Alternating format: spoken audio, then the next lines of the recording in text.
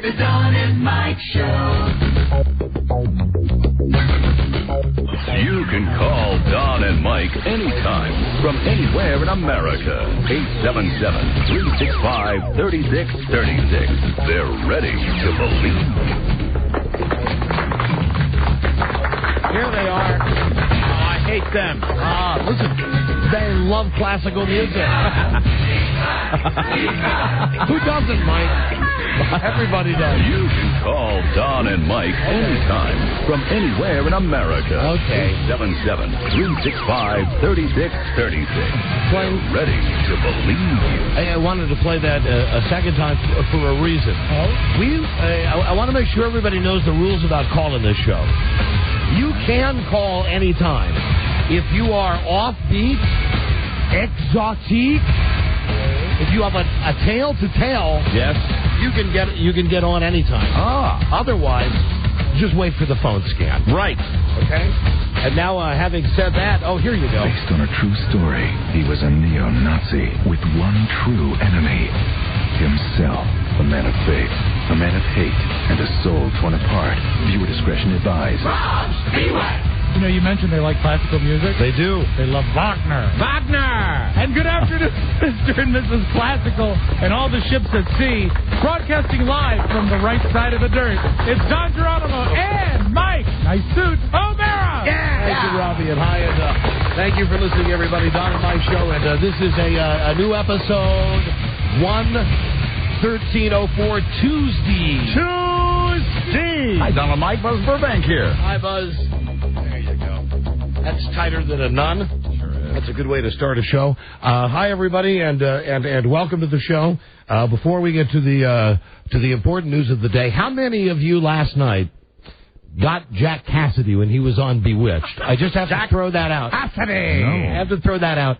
Yes. Hello, Samantha. We went through a phase on this show, the Jack Cassidy phase. Jack Cassidy. When we found out that Hi there. that he went both ways. Yes, sirree. Yes, sirree. It's bisexual. I'm Jack Cassidy. Jack Cassidy, always playing a successful, wealthy man. Columbo, you think you figured me out in my ascot, my smoking jacket? You haven't, Columbo. I'm Jack Cassidy. You're looking at me. Now, listen, Barnaby Jones. Even though I was here, inside the palace, I could not have committed the murder. There's no way. I was up at my mansion. Let me come into the library. Jack Cassidy. I'm bisexual. Listen to me, Macmillan. Yes? Tell your wife. There you are. All righty. Fantastic job. McLeod.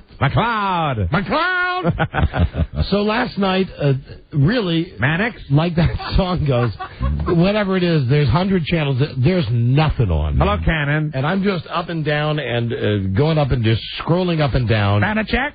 And I get to stretching that one, Rob. Like a TV land, and it's Bewitched. It's George Papa, and it's Jack Cassidy. Jack Cassidy, of course, David Cassidy's father, and Jack Cassidy for a long time on this show. We were fixated with him, with his devilish goatee and his smile and his way of speaking. And once we found out that in fact, not only did he burn in a Hollywood fire, but he was bisexual. Bisexual Jack Cassidy. There was something about him. And I really looked at that beard on Bewitched, that lengthy goatee. Or Van Dyke, as it's called. Yes. So here's how my phone chain works. I see this. First, I call Rob. Now, I know I want to call Rob, and I want to call Mike. Right. I'll call Rob first, because I could just bark out the order to Rob, and then have some pleasantries with Mike and come back to Rob. So I call Rob. He picks up. Hello. I say, channel 301 right now. I'll call you back. Bye. Click. I call Mike's house. Phone rings 3-4 times. I think, I'm not going to get him. And all of a sudden I get, hello. And I said, hey, listen, turn on channel 301 right now. He said, I'm putting my girls to sleep. I was in a dark room. I said, all right. Sorry, never mind. Then I picked the phone back up and I called Rob and I go, did you see it? And while Rob had I know he only has 2 darling children, Right. one of which I'm blessed to be the godfather of, but it sounded like he had 10 of them in the background screaming their heads at the same time. He caught us on a quiet night, because not only when they're not screaming, we all have to scream for my grandfather to hear us. So even if we're just having conversation, everyone yells. Well, the secret to Don's phone call to me is I was in between an 8-year-old and a 6-year-old who were sound asleep at that point. And so was I.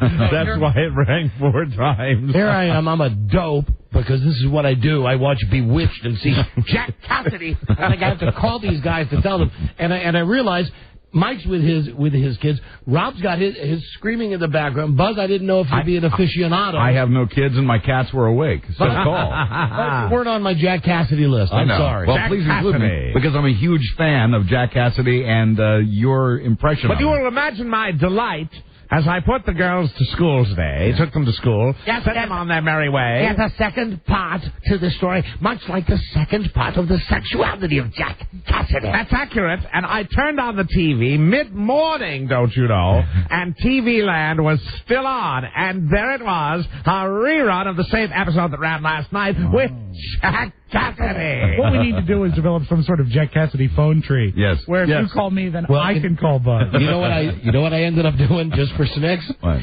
I put his name on the TiVo list. Jack Cassidy. Jack Cassidy. Brilliant. So now, You'll get some quality programming. you know you will. So anyway, it continued. It started last night, but then Mike kept the fire going this morning when he called me about... I said, is that the same episode, or do we have 2 episodes of Bewitched with Jack Cassidy? No, it's the same one. And I watched the entire episode, which centered around Jack Cassidy and being confused with Samantha and Serena. And then I remembered last night when I hung up with you, one of the last things I said to you. Yes. You said, I can't right now.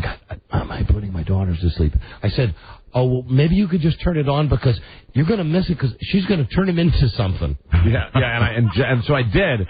I did get up and go out to the kitchen. she did. Just at that moment, she turned him into a parrot. Into a parrot. Yes, because he was repeating everything Samantha was saying. You see. Anyway, that's what we do. That's what we do. And Buzz, if you want to be on, I'd like to be part of the Jack Cassidy Club, please. all right, you're in the loop. Jack Cassidy with his double-rusted blue blazer, his powder blue tie. And Jack it was- Cassidy. And really, yeah, nothing about that 1970s look that he had that doesn't just say, Jack Cassidy. Jack Cassidy. Sex with a man, sex with a woman. No matter to me.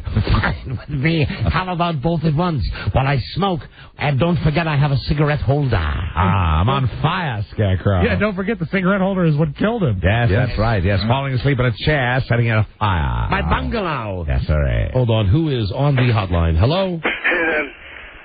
Hey, bud, you want to be on the radio? No, I got to tell you something off here. All right, hold, please. I'm sorry. All right, hold, please. You never stop being a parent. Here you are talking about Rob and myself, when in fact you're a parent as well. And parenting doesn't stop just because of 3 o'clock hour Eastern Standard Time. No, it doesn't. There we are, Scarecrow. It's what? There's probably not a call about Jack Cassidy. I would assume not. Yeah. He's parenting Well, right it now. doesn't That's have right. to. It doesn't have to be taken care of until next Thursday. Talking about issues with his son. No, I think it's next Thursday. I think it was 15 days. College issues. Could All be right, that subject he was on yesterday. I think so, probably. I certainly hope not. Mom told you what? But I'll tell you, I've still got him on the brain. Jack Cassidy. It's hard to forget. All right. Well, listen. Here's the deal. Don't worry. Mom's at work, and when Mom gets done working, I'll talk to Mom, and we'll figure it out. All right. I'll call you before I leave today. I'll call you before I leave work.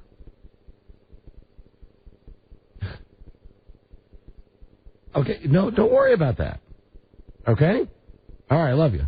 All right. Bye.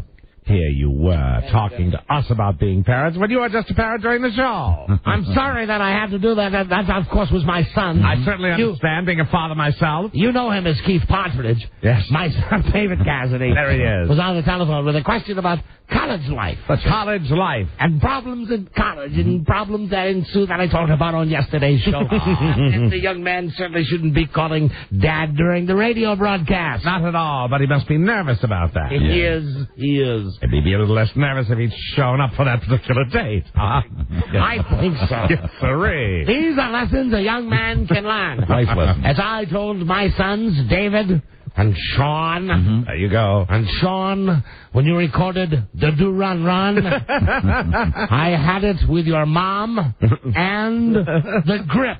Yes, another man. The stage grip, because I'm Jack Cassidy. And I'm bisexual. Now listen, here's the deal. Jack, were you ever with Marty Ingalls? Honey Ingalls and Shirley Jones. Here's the I'm guessing yes. Here's the real deal today. We get ratings all the time. Well, no, we do get ratings all the time, but we get ratings that matter once every 3 months. We get quarterly ratings. Right. And one of the, really, and I mean this, one of the resolutions I've tried to make on this show, and everybody's been great rallying around this, is, and because it starts with me, keeping inside stuff inside and just telling you stuff that you think is funny. Right. And we know you've had enough crap for a day. You just want to laugh. That's right. And if we're mad and it can make you laugh, that's great. But if it's not something that'll make you laugh, well, then I'm not going to waste your time with it. But of course, the ratings news we've always shared with our Yes. That's true. And as it turns out, there's something to laugh at here. Yes, there is. There really is. Now, let me say... A conundrum, if you will. Let me say, by comparison, well, first off, let me just say to you, my constituents, that the ratings for the various cities, whether they be good or bad, we do always shoot straight with you. Yes, we do. We tell you when we suck, and we tell you when we don't. Yep. The markets are starting to come in now with the fall ratings. For Sacramento, on KHTK, I'm just going to throw this out, and you'll see where I'm going with this. Men 25-54, that is the demo that we're hired for. That's what we're known for. Okay, well, the fellers. that's a 15 share. That's number one. That is a pretty amazing number. Men 18 to 49, a 14 share. That's number one. Still huge. Men 18 to 34, a 10 share. That's number one. Yep. And adults 25 to 54, men and women, a 9.3, which is only number 3. Number 3. Only number 3. Very strong. Still, you know what that is right there? That's a great ratings book. Very, very happy about that. Now, let's move on to Washington, D.C., All right. of which the ratings were released today. Oh, boy. Hold on a second. Oh, God, where's here? Got them all there? I got them. Now, I'm going to read you roughly the same scorecard. Excuse me, That's all for right. this station as opposed to that station, 2 different cities, 3,000 miles apart. Looking at pretty much the same listening groups. Men aged 25 to 54. This is now on the Don and Mike Show, Washington, D.C. only on WJFK. 9.2, number 1. Thank you, Washington. Yeah. That's up. Strong. Adults 25 to 54, men and women, 5.7 to 5.5. Yeah, same difference. It's number 4. If you're in the top 5, that's great. Thanks. It happens. Thank you again. Men 18 to 34. Oh, Mike, what are we going to do about this slip? A 12.5 to a 10.7. Oh, dear. Still right up there. So you look at all of these these are the core ratings that they depend on. Right. So we do great in all these ratings. Well, the overall ratings came out for the show, everybody, 12 plus and over. And, oh, my God, I mean, I'm flipping out. We're in 10th place. Yes. We're in 10th place. We're not used to being down there. We're in 10th place. Yeah. Now, I'm looking at this, and I just want to say something, that the ratings, be they good or bad, we share them with our audience. When we've been number 1, God, we jump up on top of the roof and scream it. We do. When we got our ass kicked, we screamed it. We tell you, good or bad. And I don't want to say that the rating system, the Arbitron system, is flawed or inaccurate. The Arbitron, it would be a heinous statement to say. Yeah, you don't want to say that. We were down a bit, our show, not in our demographic, but our overall ratings were down, and I'm willing to accept that as fact by Arbitron ratings. Yes. We'll work harder. You take the good, you got to take the not so good. We'll work harder try to do make better. the show better. However, being as you look at this and you say, well, now the core audience was there, the men were there, the guys that listened, the men 25-54, that's number 1. Adults 25-54, men and women, a 5.7 to a 5.5, you're still in the top 5. That's a great number. Well, when I would look at the overall in that case, What happened? I would say, normally when something like this happens, there's a particular station that does better than most. Mike, There's sometimes it's a surprise. there is, and this time it's the surprise of surprises. Really. And lots of stations and lots of DJs with the Washington, D.C. ratings got killed this time because, and I'm going to announce it now, we're going to, as a matter of fact, we're going to steal part of this format. Oh, good. And incorporate it, make it part, we're going to assimilate that, and we're going to, resistance is futile. Right.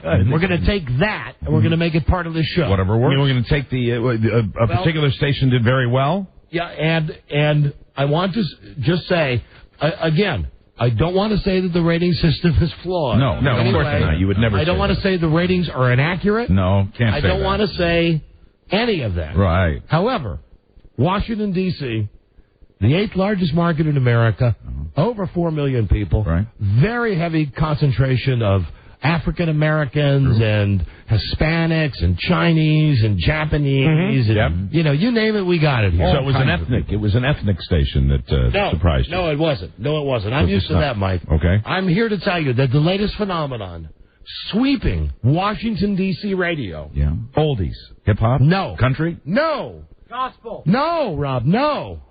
Well, that's it. That's the jumping. Can't think of anything else. Jumping all the way from the bottom.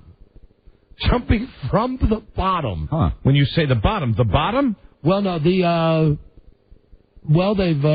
in recent ratings books they've come in 10th place, 14th place. Okay.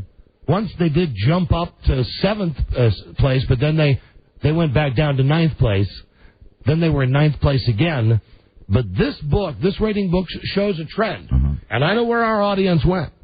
That I see the trend. Okay. And the trend is... I'm dying to know. The number 3 most popular station in Washington, D.C. Is, in fact,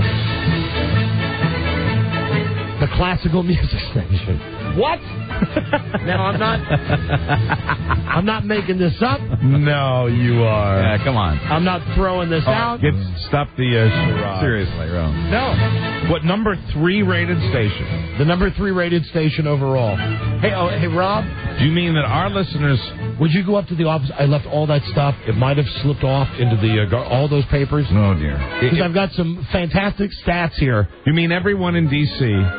is now listening to classical music? Yes, and it's not only us. It's every station that's getting killed. Because I'm telling you, this is the wave that we have not, as yet... This is a trend that nobody's tapped into. We've not attached ourselves to it. But, yeah, that's good, isn't it? You'd rather listen to that than 30 other radio stations, wouldn't you? Well, clearly the audience has spoken here. My God. And again... They were rated number 3.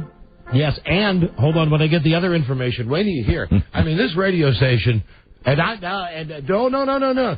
Don't quote me saying the word flawed. No, because you're not saying that. There's nothing flawed about this. You'll deny it. Yes, because I'm saying there's nothing flawed. Right. You put the word flawed by name in quotes. You have to put not before that. It's not flawed. That's right. It's an accurate representation of the audience.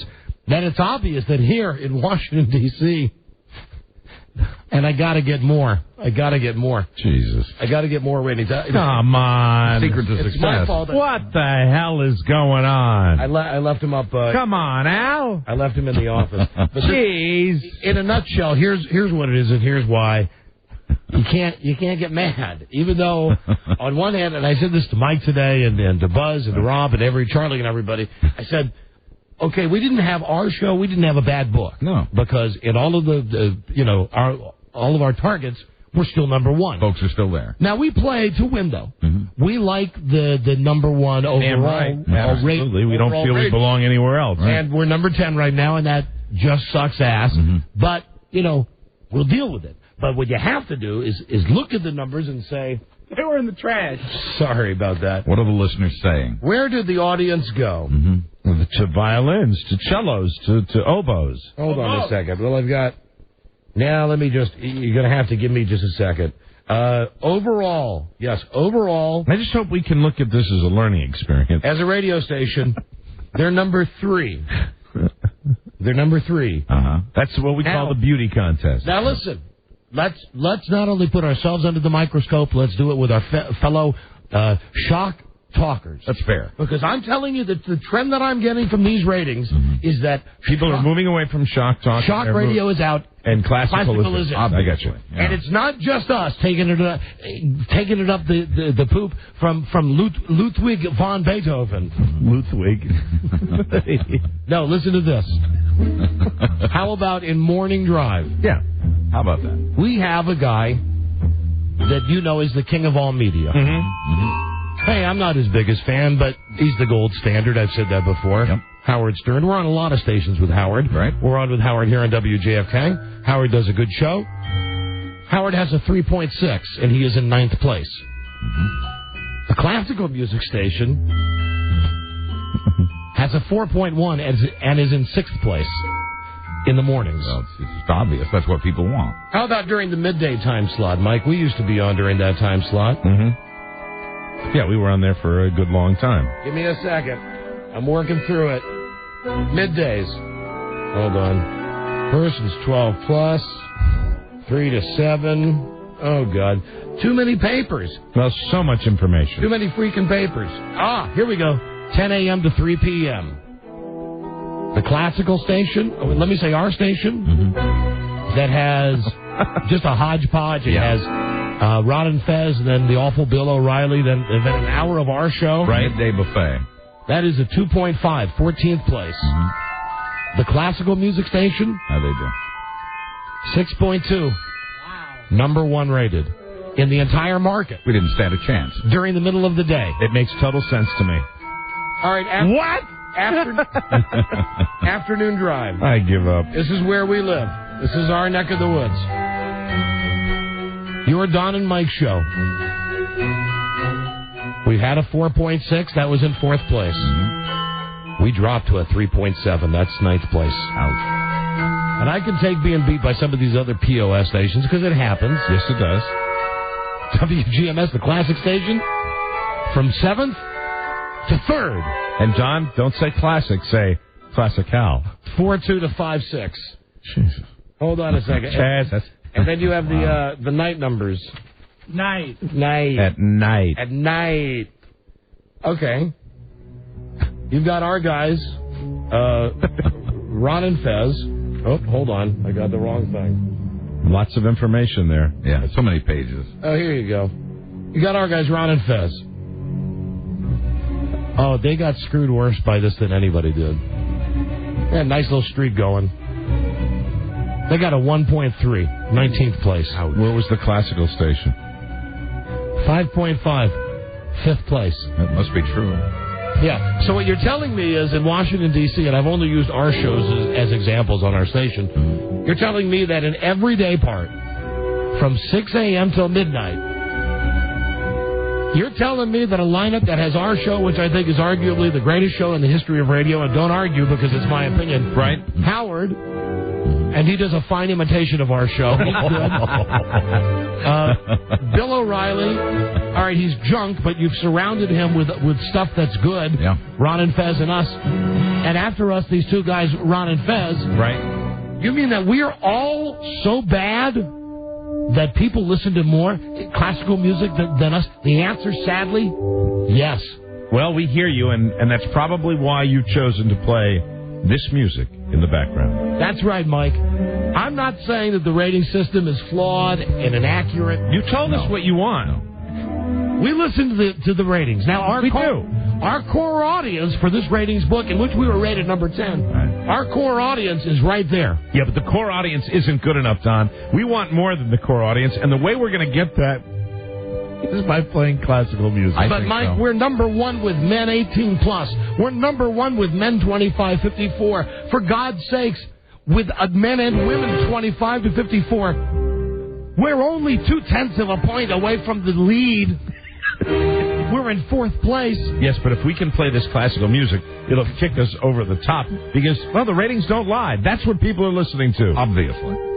It is a sensation that has started here and will spread throughout the nation. You know, you've heard of techno, you've heard of hip-hop, and now you've got classical. That's right. So you know what this is. Really. What is old is new again. Even with our ratings, which in some cases were very good, the whole thing, as I just said to everybody, we had a giant panic meeting upstairs. I said, you spit on it. It's a soiled sample. It's a soiled freaking sample. You're not saying that, but you're saying that. What? Yeah, it's my opinion that this ratings information is garbage.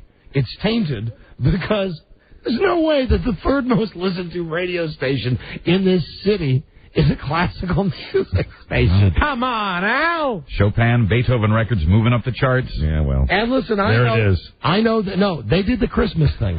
I know they did the Christmas thing. And another station did the Christmas thing. I don't know. This is not something that you can just say, this is a one-book phenomenon. No, as I look through their last, well, yes, it is. But yes, it is. But it's funny. You know, we just had a meeting upstairs with a bunch of very scared executives, and they always get a little nervous. Yeah. You know, at least thank God for you guys listening to the show that we got our nut. You know that we're doing okay. Mike and I are going to walk out of here today with more money in our pockets than we walked in with because of this ratings book. But you know, the overall feeling around here is Jesus Christ. Yeah, everybody's a little shocked. We all want more. Killed and horrified, and everybody's walking around and going. And I'm saying I'm not happy about being rated number 10. Everybody said, "What are you going to do? Are you going to talk about it? Of course." I heard a sales guy back there humming at his desk, going pa pa pa pa, pa pa pa pa. We talk about them good or bad. But I don't think you've ever heard us come out and say it. I'm not going to say it. I'm not going to say fluke. I'm not going to say the word. Of course you wouldn't say I'm not going to say it, but I tell you, I've lived in this city. I love this city.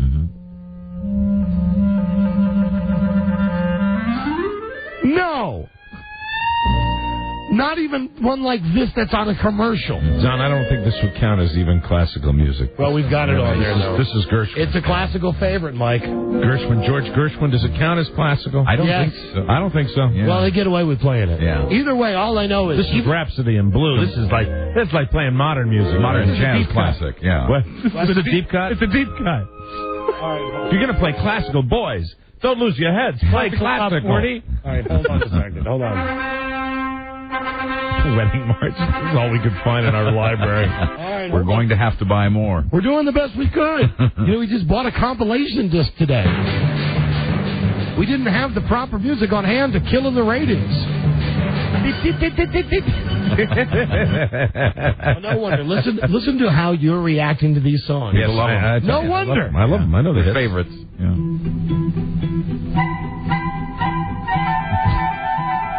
All right, now really. I'll give you this. Those other ones were toe tappers, but you know... Do you have anything from Prokofiev? The other ones, they were spikes. You know what I mean? Gustav Holst. The other ones were the ones that you throw in once an hour for spice. That's right. Ravel. This is basically what it is. Meat and potatoes. Come on. Yeah. What the hell is going on here? Not in a million years. I mean, it's happened, so not for another million years. Thank God. But does this mean maybe one of those comets is going to hit the Earth? Now, Mike, what it means is that we wise up, we face facts, and we realize that the Arbitron ratings, which are not in any way flawed or inaccurate, are telling us that the number 3 rated radio station and the station kicking our ass, and it's not only our shows, all the shows on all the stations are down. Everybody's down. The public spoken. Yeah, and we hear you and we see you. And all I can say is... we feel you. We're going to keep doing the same show we've been doing, but I'd be lying if I said there wasn't going to be some influence of this that somehow came through on our show. And you can listen for that starting today. It'll be subtle. Because we care. I think it'll be very subtle, but I just want you to know, do we have a phone number for WGMS? I can get you one. Would you get me I'd like to call over there. It'll be busy, though, because everybody's calling. Talk to their... asking for their favorite song. Talk to their program director. Congratulate him on, just the ass kicking. Yeah. Wow, that we took. Now, of course, we did great in all the things that we're supposed to do great in, but we did. How the hell do you we lost somebody. Somebody ain't listening. Somebody sprinted over to hear the symphony. Right. Classical station must have done some kind of stunts or... I hate to say Did they give away a car? I hate to say this. I'm looking at these ratings, and I want to tell you something. You know what I see? I see It's the women's fault. I see the ratings. Hold on. Look at these ratings. Oh, you're killing me. Even in the middle of this absolutely not flawed or inaccurate rating survey, That's right. men 25-54, Don and Mike show 8.7 to 9.2. Number one. Number one. Yeah. The guys hung around. Yeah. Men 18-34. You're saying the ladies ran Number away? one. Men 18 plus. Number one. All men 18 plus. Number one. They didn't leave. But there's You mean there are a bunch of Stepford wives out there that were listening to classical music? Is that what you're saying? Look at this. There's one category that they run that they allow girls into. Mm-hmm. Adults 25 to 54. Men. Well, there's women. also the women category too. I know, but we draw just Right. I mean, we our station targets the males. Sure. But there's only one that has girls in it. Allowed in. And that's adults, men and boys and girls 25-54. Yeah. That's the only one we went down in, 5.7 to 5.5. Bitches. Yeah, they got to be the ones doing Those bitches. We lost them. We lost them. You haven't any. What, do they think they don't get treated with respect? I don't get that. Those bitches? I don't know. Now, Mike, I don't know, C words. we have to win those back. Well, I know how we can. Probably got a break. We got a break right now because I feel if we don't break now, I feel that classical station overtaking us even further. Looking at it, we'll be in the rear view mirror. Yeah. Goddamn Amadeus, rock me Amadeus. Man, now I feel really bummed about what my daughter got for Christmas. What was that? A violin? A violin! Violin! Oh my God! I did it to myself. Well, I did it to myself. I didn't buy it. My ex-wife bought it for her. Yeah, if I'd only known. It's funny. It's just, and that's what I've said to everybody today. Yeah. Comment on the book. Funny. Yeah. Well, what's your thoughts? Have you looked at the numbers? Funny. A classical station is kicking ass. That's right. Funny. Program director Jim Allison declines to be interviewed on the air. Oh, that pompous ass. He's not going to share. Sounded like I was shaking a meat cleaver at him. He said, Don and Mike show on the air? I think I'll pass. Yeah, he just doesn't want to share his secrets. Really? Come on. I'm surprised he wasn't drunk. I'd be. He's kicking our ass. Yeah. He doesn't want to share that. Okay, so there you go. There you go. That's the latest on the ratings. Thank you, ladies. Really? Number three. Come on. How can anybody in radio in this market? And we had like I just said, a bunch of real good ratings that they're happy about here. I'd like people to go around the country and find out how many major cities have a classical music station at number 3 in the ratings. I really would. You know, that survey's done, Mike. Mm-hmm. One. This is it. Yeah. This is it. Yes. Congratulations. They ought to really celebrate Christmas all year. So they're all happy back there. Sure. Back there they got their ties on. They're saying it was great book. Right. No, let's face it. Yeah. We're down to number 10, and the reason is classical music. So let me just say this: we'll be right, Bach. You get it? Bach is the Don and Mike Show. And you can get news, weather, and the latest news and weather on Fox 5 News at noon. And we'll see you again tomorrow. Do drive safely. All right, we're in the victory whistle. I can't get it. Here it comes. Hey, shake it. Yeah! Sounds like she's having sex. The Don and Mike Show.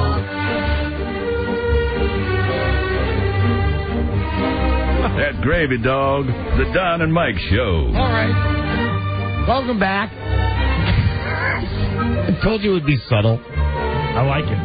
Can't even notice it. No. Hope we do it forever. Don't count on it past maybe the end of today's show. I don't know if I can make it to the end of the show. Jesus Christ. La la la la la la la la. Come on, Don. It's what people like. I know, and but Don, it's what everybody likes. That's right. Even the boss. How you doing? I like classical. How you doing? I like dreaming. Because dreaming can make you mine. I like dreaming. I like old pickup trucks.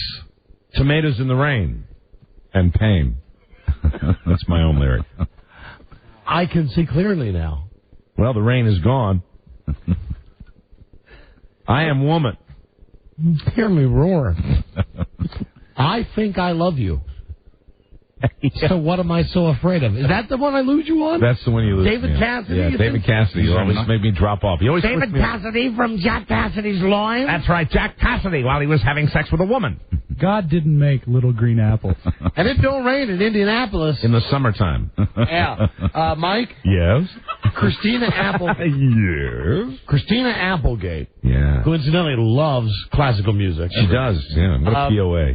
I love this. I'm following the Robert Blake jury pool. I don't understand. She's still in. She is still in. Out of all of the celebs and would-be celebs, it is still ongoing. They do not know yet if she's going to be let go. Everybody else that's semi-famous, even somebody like Andy Dick, was said, okay, no, it's Andy Dick. Get out of here. I'm okay as long as I can listen to my Mozart music. Meanwhile, they get Kelly Bundy in there. Right. She sticks around. Sure, wouldn't you? Now, Buzz, you might know this. I didn't catch Letterman did last night, did you? Haven't seen it back yet, no. Okay. David Letterman questioned CBS's commitment. And I find that as hard to believe as I find the rating system. It's not flawed. It's not inaccurate. Not at all. That's right. And CBS is behind all of its performers. That's right. Whether they be on the highest level of television or here on the lowest level of radio. Sure. But who cannot understand Letterman being pissed? And tell me if you and I wouldn't have had a major S-fit. Right. Here's the deal. CBS, we talked about those worthless People's Choice Awards yesterday. Right. Well, they were the awards were on CBS. Mm-hmm. And to vote, you had to go to CBS.com, which is why yesterday I think we got in the debate about that Charlie Sheen show. It shows a piece of garbage, but Buzz likes it. But it won a People's Choice Award, and Rob said that those guys were the hosts of the show. Those guys. So it's obvious, that the kick is in on CBS. Yeah.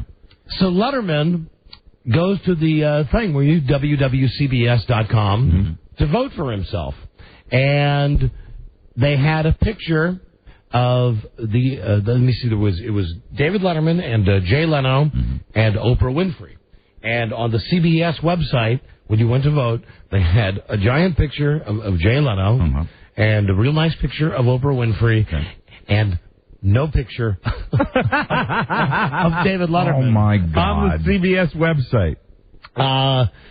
Anyway, he did something on the show last night. I didn't see it. No, but apparently they ended up taking Leno's picture off. But how great is that even a guy like that funny. gets S on like we do all the time. CBS, let's stick the Survivor. I got to admit, I looked into this today because I saw the ads during football with the All-Star Survivors. And you tell me, we all... Are they going to get some celebrities? No, these are the people from previous Survivor Richard editions. Hatch. Oh, delightful. Tina. Right, now, hold on, guys. Give me a second. Okay. Because this is going to be a good quiz to see just how little we remember or care. Yes. The deal is, after the Super Bowl, they start the next Survivor. Same night? What do you mean? Same night they started? I mean, the night of the Super Bowl? I mean, Yeah, they always do. Usually right after it, yeah. They always do it, like at 9:30, and then it'll be on whatever night it's on. Right. So I'm thinking back to this show, and I guess I, like a lot of people, really only liked it the first year. That's the only year that I really got into it. But I know a lot of people who still watch it. Was the first year the year with Richard Hatch? Yeah. And I know a lot of people who watch it all the time and chat about it all the time. So here you go. I watched it a little bit also when the guy fell into the fire. They have the all-star cast. Now, you tell me, you kind of watch it like I did. How many of these people you could recognize? Of course, Richard Hatch. We all know naked Richard Hatch. He won the first one. Right. Then you have Rudy Bosch.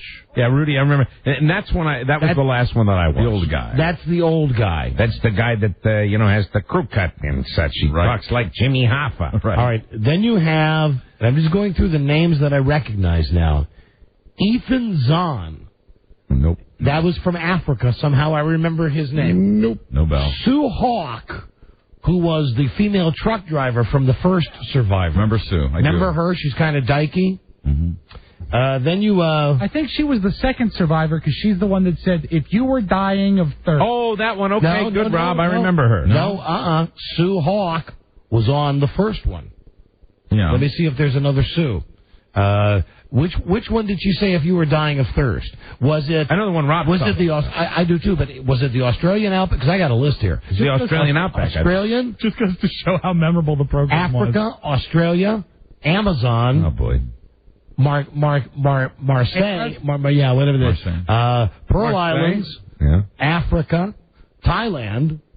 Amazon. They've been to that many places? Yeah. Anyway. I haven't been paying attention. All of these Jenna. Remember Jenna? Of course. Jenna Lewis. Then you have the names that just do nothing for me. Well, they didn't accept the idea that I pitched to them way back when, which I thought, seriously, I thought this was a strong idea, and I thought it would work. Game show host Survivor, where you have Peter Tamarkin, you have even Bob Barker out there. You put Chuck Woolery, and you see who comes out on top. Speaking, last night, one of those bad infomercials that they run on the TV Guide channel. Yeah. If you ever going by and you're really bored. I figured as much when you were watching Bewitched. There was something to clean jewelry, and Chuck Woolery was doing the spot. Sure. And it was done with a home camera, and he made a point of saying, "This is not a paid endorsement. I'm not getting a dime. I love the product." Wow. Yeah, he's not getting paid. There he was, Chuck Woolery. Here are the other names, Mike.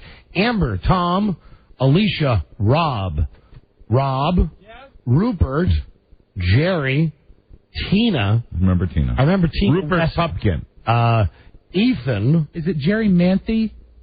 Jerry. Yes, Jerry a woman. Manthe. She had curly hair and was in Playboy. She was evil, right? Yeah. Yeah, I remember but her. Not bad to look at. Yeah, I remember her. Very good. They all are. Ethan, Colby, Richard Hatt, Xian Huang. Colby was the one whose luxury item was a Texas flag. Remember that tool? That's right. Oh, I remember that. Now, see, you're good at reminding me. Jenna. This helps. So I think if you watched at least a couple of What about Clay?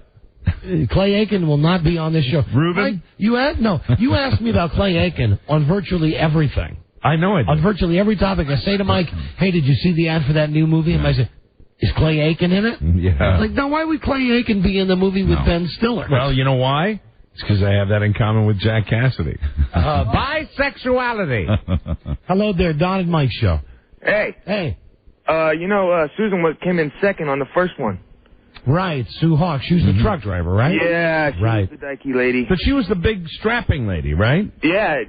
I guess. How about our lady that sang the song? Remember the lady that sang the song? Way down upon the... Well, I know we've got the tape somewhere. And isn't she from Virginia? Or West Virginia? Yeah, we tried to get a hold of her. I think we got like as close as her relatives one time. I don't. You got it, Robbie? You got anything? Never mind. Oh, we had one in the studio. I got something. I know it's way down on that side down there. Oh, you got it? Okay. Here it is. The lady from Survivor. Congratulations. This is Max Baer Jr., Jethro you can't give it away, Hillbillies, and you just won the CBS Celebrity Burp Contest. Not Jethro Bodine. Here you go. Here she is. Way down upon the Herbert River, far, far away. Well, I've got sand in every nook and cranny. Pants are wet all day. Yeah. And there was another guy who sang. A survivor's life, nearly sinking, barely floating, filled with stress and strife, anticipation of that voting, barely. The guy's name is Mitchell. He didn't make the final All-Star count. Hear Jeff Probst say, "Hey, the tribe has spoken." Okay, enough of that. I saw it was either a television show or I read it. I don't know where I got this information. But the information centered around all of these reality shows now, these shows. The contestants have systems that are going to get them more camera time. They are all now, some of them are prepped, some of them are trained, but they know how to behave once they get into these shows. There are people that are consulting them so that they will maximize their camera The only time. one that really turned it into anything, and she called us, was that girl Colleen, who was in the movie with Rob Schneider. Oh, that's right. That's right. But that's it for her. She's not on the show. Mike? What about the lady on The View? Wasn't she on it? Oh, that's right. What's his name? Hasselbeck's wife. Joy Behar. Mike? That's right, Mrs. Hasselbeck. Hey, how funny is that? Joy Behar doing an ad for Weight Watchers. Yeah, then you see her at the end when she's got like that white top on and she still looks fat. Why don't they just call me? Come on. You and I both stand out there and go, hey, wait. I lost 80 pounds, but I still look like Jim Belushi. So, I mean, what's the deal? Mike? Yes? If you could, could you pick Spalding Gray out of a lineup? Yes. Yeah, Buzz, could you? I could too. I remember seeing him on HBO. I hate him, though. I really hate him. Hey, ixnay on that. Why? Ixnay. Why? don't say that. Two parts I want to tell you about here. First, what did I miss? First, somebody posed a question to me today. I got to come to. Oh, really? We don't know. No, hey, Buzz. Sorry. Now listen, you watch it, Okay. You watch it, or I'm going to jump over there and we don't know. I could be wrong. I'm going to F with you. I could be wrong. See, because you get your secret. Okay, little give story. me the information. Spalding Gray is missing. Spalding Gray is missing. The police are looking. His brother says he was not in a happy state the last time that he saw him. But it's not unusual because he's been depressed for a long, long time. Oh, my. He had the one-man show, right? Yes. Yeah. I'm sure he's fine. Is reported Sunday. Okay, Mike. Funny now? Happy now? Hey, yeah. Happy now? I stand by what I said. If I was him, I'd be depressed too. That's terrible. That's so unfair. I'm sure he's fine. He'll turn up. Can you imagine? Can you imagine you're coming home from Iraq, and you've been over there and you've been serving your country, and you just want to get back to the greatest land. And God bless all those people over there. And you get off the airplane, and you're finally back, and who's there? But goddamn Tony Orlando. I'd go back. Singing Tie a Yellow Ribbon Round the Get me back on the plane. When this happened, these poor people, these poor people, they're the members of the 442nd Fighter Wing. They come back. They're welcoming members back. They're coming back from Iraq, and they think, wouldn't this be great? They get off the plane, and he's wearing the tuxedo like he wore on the 1970s show. Oh, he did. And it's karaoke with his red carnation or his red pocket square. And it's karaoke. Tony Orlando. So he just puts the tape in and starts singing it. And now Tony Orlando wants you to know. Tony Orlando and comedian Bob Hope have welcomed home more than 580 Americans who have been imprisoned in foreign countries. Right. Wow. Tie a Yellow Ribbon isn't number one yet, he says. Bob Hope told him. One hit. I got to sing that song for a long, long time. Apparently, Tony Orlando. Yeah, go get her, Tony. quoting the dead Bob Hope. Ladies and gentlemen, this is Bob Underground Hope. That's it. Boy, I got not enough time and too many things. Let me just say, thank you, God, for answering my prayers. What? The Bee Gees will still record together. Oh, even though Morris is dead. What looks like Maurice. Maurice. Is it Morris or Maurice? It's spelled Maurice. It's pronounced Morris. Oh, I always thought it was Maurice Gibb. No. Barry, who has the Lion King hair, and Robin, who is always the ugliest, they will get together. They will get together. Well, thank God. Will they get together with Tony Orlando? Do you care that Frasier's going off the air? I don't. I do not. He seems to think it's a big freaking deal that he's been on TV for 20 years. There's two other brothers. They're not going to call in Joe? Joe Gibb. And he can save that band. And let me see. Frasier's over. That's done. Their sister Marla. BFD. Right. Ray Romano has been talking with everybody whether he should end. Oh, come on. Everybody loves... Why are you doing this? Loves Remy. Don't make a big deal about it. It'll be the last season. He wants it to end at the... You know what, Don? Right time. What, Ray? I know where Spalding Gray is. He's with my brother Robert. That's right, Ray. I've got him in my root cellar. Well, you go ahead and laugh, Mike, but Spalding Gray is out there, and I think you have something to do with it. Oh, come on. He's depressed. Oh, and hold on. I got one last thing. Nazis in the news. Okay. Although, Rob, that need to cheer. That was a long, long time ago. Yeah. Germans in the news. But don't forget. Give me some music here for the phones, Candy, please. The German police are investigating after an angry man returned a computer he bought, saying it was packed with potatoes instead of computer parts. See, Buzz, you know the only reason I read that? Right. Because I thought, do you have that one for your newsletter? I'm familiar with the story. No, I didn't have it for the news, but I did see it today. Oh, you saw it? Yeah. I only threw it in there just to hurt you. Sorry about that. Hard to get potatoes past me. I don't get it. The store replaced the computer free, but became suspicious when the guy returned later with another potato-filled computer casing. The second time, he said he didn't really need a computer or anything else. He just needed his money back in cash. And then they arrested him. So he was basically taking the guts out of the computer, filling it with potatoes. Yeah. What a stupid German. Then he went back the second time. This should trick them again. Just ask for money. Call now. Call right now. The rotating random phone scan. God, do we want to hear from you? 877-365-3636. Dial recklessly. That computer made great fries. Get on the line to get on the air. Your calls on the phone scan line straight ahead. It's the Don and Mike Show. And listen to the Don and Mike Show for your chance to win a trip for two to Super Bowl XXXVIII, courtesy of AOL for broadband. With AOL Top Speed, making your web pages load up to 2 times faster. And it's only on the Don and Mike Show. Oh, excuse me, Ricky. Ricky, I did see what you were doing. It felt good, didn't it? It's all right. We all have feelings like this sometimes.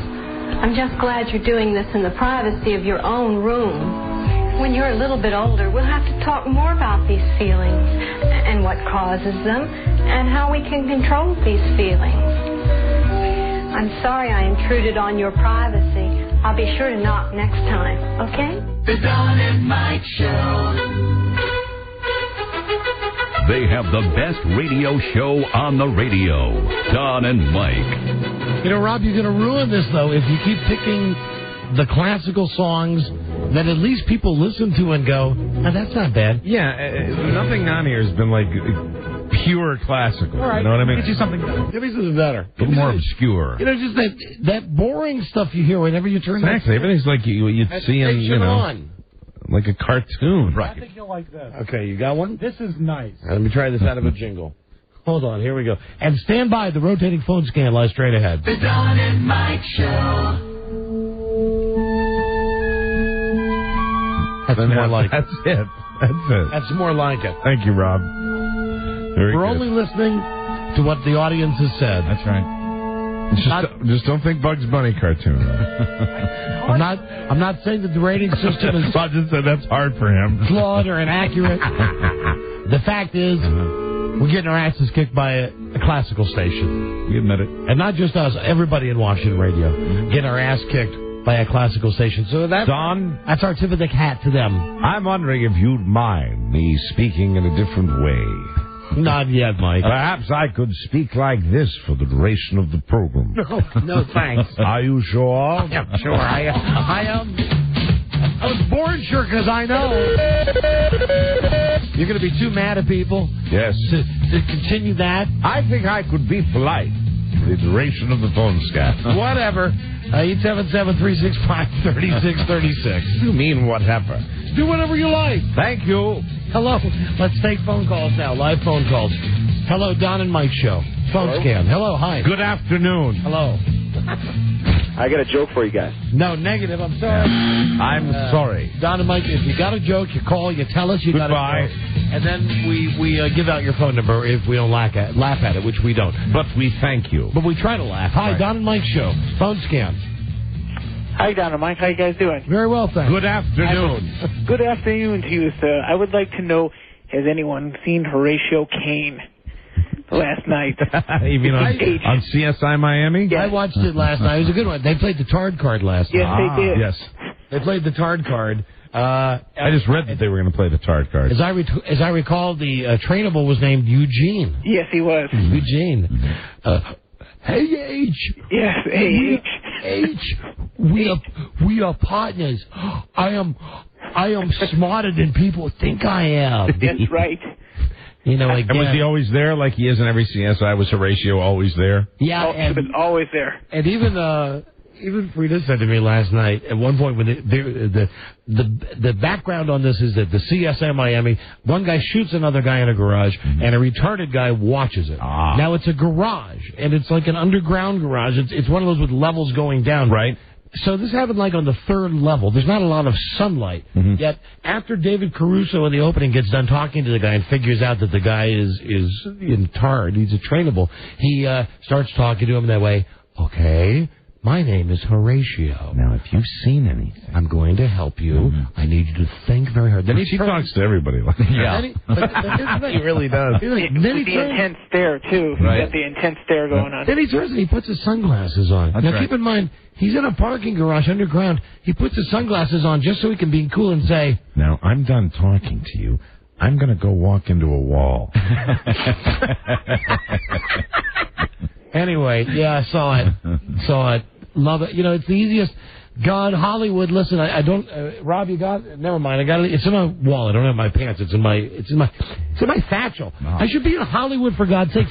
I have a bag. I have a bag that I carry to work every day. If you allow me to put this guy behind bars, Listen, I'll let you squeeze Emily Proctor's breast. Here's my point. Okay, and it's not really a purse it's a work bag Satchel. that I carry and inside it with all the usual stuff, you know, the credit cards, driver's license, etc.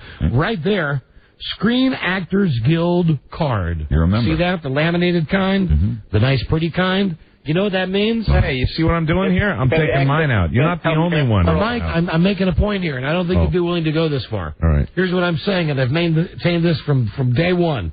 And it just came through last night, spoken volumes during CSI.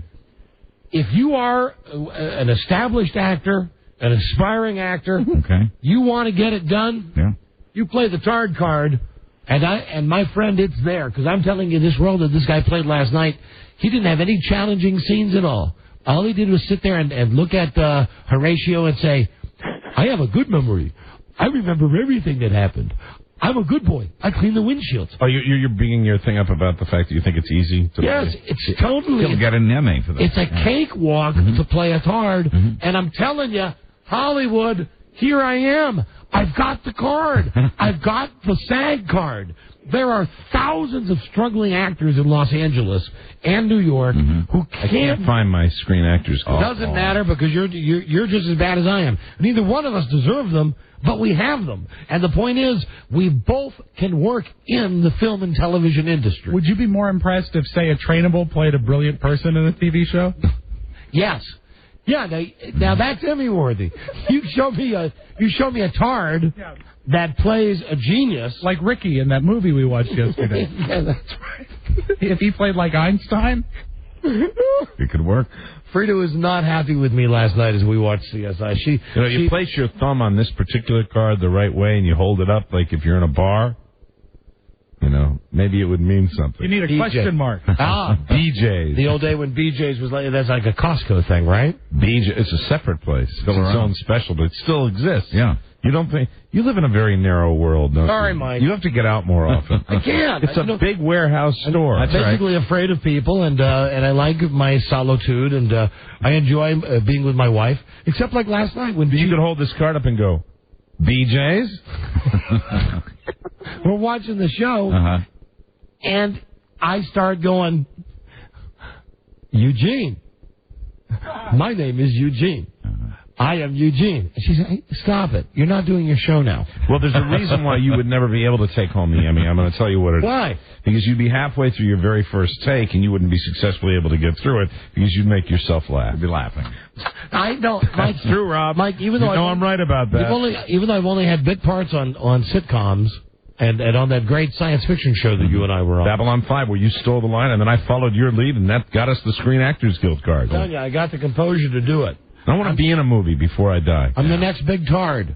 Call me. I saw CSI last night like that guy did. But see, they'll trace your history to this show, and they won't let you do that. You have to have that. They're not trusting me. Sensitivity. They're not trusting me. How do they know? How do they know until they bite in and find the soft, chewy center of your acting ability? Yes. They're lost. Hello, Don and Mike show. Hello. Phone scan. Hi. Yeah, do you know at Maurice Gibbs' funeral, Andy Gibbs ended up dropping a casket on his foot, and he ended up saying, All right, now that would have been funny, except Andy Gibb is already dead. Yeah. Andy's dead. You would have picked one of the other ones. Right, like Barry. Robin, and Barry. You said Barry before. Barry, and Morris was dead. Right. Maurice. Right. Hello, Don and Mike show. Hey, Radio Gods. Howdy, phone scan. Yeah, when Pumpkinhead finally dies, which will probably be pretty soon, Jerry Lewis I'm talking about, well, who do you think would be the best smarmy celebrity to take his place? I'm thinking Tony Orlando. On the telethon? Yeah, I suppose. Yeah. But you know, even that's as much as we make fun of Jerry Lewis, that's really not giving Jerry Lewis his due. No, but they've been honing and refining Orlando because he does the New York feed. Orlando. He'll walk into it. He'll dance into it. I dare you to go up to the office and find that Tony Orlando re-release. With every yellow ribbon? It's up there. It's got a label on it. It's about as bad as it gets. I dare you. With every yellow ribbon. Around the time of the Gulf War, we had Tony Orlando on our show one day as a goof. Because to him it was a big deal. Right. It was a world premiere of the follow-up to Tie a Yellow Ribbon Around the Old Oak Tree. The song the one hit that he had that he's just parlayed into an entire career. Mm-hmm. And then when we went to the war in the Gulf with the other Bush, with every yellow ribbon, he came out with this song, and it's the worst. Robbie, I know it's up in the office. I know we could play it. Hello, Don and Mike Show. Phone scan. Hello. Yes. Sadly, it's out of format, though. It's not classic. Oh, shut up. Hello. Yes, sir. Hi. I wanted to mention two tards, Corky and Benny on L.A. Law. Bravo. All right, thank you. Thank you. Bye-bye. Let's not forget Jim Nance. Don and Mike Show. Hello there. And Arch Campbell. Songs we're talking about her favorite TV. Hi. Don and Mike. Hi, phone scan. Gentlemen. Hi there. The question for Michael. Good afternoon. Michael. You're the answer man at the moment. What has become of Sherry Liquor? Sherry Liquor? I think Sherry Liquor's doing traffic on the TV. How did she leave your domain? I think she was foolish to leave. Like they all are. Or they all come and they all go. Mm-hmm. What was her strong suit? Her strong suit was the fact that she was lovely to look at. Her voice was terrific over the radio. She was marvelous. We miss her as well. On TV, Well, then go to. She works at Channel 9. Go get. Pull your pants down and. We're halfway down. And work it up. Are there any problems between the three of you? Between the three of us? No. So she left on good terms. This is someone who was on the show. How long ago? Very 7 or 8 years ago? Oh, at least 8 to 9 years ago. I'm curious as to why you're still obsessing about her. Let it go, sir. Well, I'm writing a biography on her. You are? Yes. Well, you must be really obsessed. I'm sure it'll be a million seller. She's a hell of a woman, I can tell you that. This is just a biography. Oh, you can? Do you have personal experience? Yes, I do know her well. Oh, you do? Do you really? So if we were to call over to Channel 9 where she works and tell her that you called, yes, she would know you? She should know me. What do you mean she should? Now you say you know her well. Then you follow that up with she should know me. I'm curious. Well, she does know me. Here's the question. Now you can't. Once again, you've changed the story a third time. And how could you be writing a biography on somebody who you've never met? And no, I do know her. The question is. Wait a minute. Now, hold on. Now, stop. Now, the question is now, as we turn the spotlight on you, you say you know her. Have you met her? I have met her. I know her well. Do you consider her a friend? Not at this point, no. No longer. Why would that be? No longer. Why no longer? Well, we had some rough times. So wait, hold on. You're calling to ask me why a girl that was on our show 8 years ago left. Yeah. You're writing a biography about her, but you can't ask her because you've had some rough times. We're not. I'm not probably going to get that kind of information out of her. Were you linked to her romantically? Yes. You were. Oh, now get out. Come on, get out of here. No, this is very true. Very, very true. And you're writing a biography, but that's a lie, too. No, that's a lie. You wouldn't write a biography about a traffic reporter. That wouldn't make a lot of sense. Well, she's also involved in theater. Yeah, but since most people don't know who she is, who would buy the book? Well, that's the whole. If everybody knew about everybody, we wouldn't need a biography. Well, why don't you contact her directly? Because it's probably not a wise idea. Why? Because we've had some difficult times. And now I'm beginning to think perhaps we should put a call into Sherry to alert her to the fact that there is a stalker about. Hey, dude, we don't have to do that phone thing with you, do we? Like to call her and give her your phone number? Well, to do what's necessary. Oh, he's creepy. Oh, God. You're entering the land of creepy now. Sweaty. No, listen, we wish her nothing but good stuff. There's a lot of people who have been on this show who have gone on to do other things. I've enjoyed her immensely. And there's no doubt. I mean, she was on our show. I certainly hope somebody will call and ask about Christine Kerner. 8 years ago. Great. I'm writing that. Or Kim Boomer Anderson. All right, see you. There's a soft spot for Sherry. Take care. Ew. He's creepy, man. Very creepy. That's the creepiest. Then the greasy phone falls out of his hand into the cradle. Slides. And no, he doesn't really know her. He's met her, but he's not allowed to.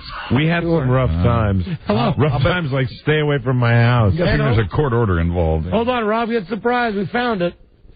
From back in the Gulf War, he brought this piece of S record to our studios. And Mike and I had to sit there like two goddamn monkeys looking at Tony Orlando while he played this record. And we had to go, oh, yeah, this will be a smash. With every yellow ribbon, every yellow ribbon we tie around a tree. Sad.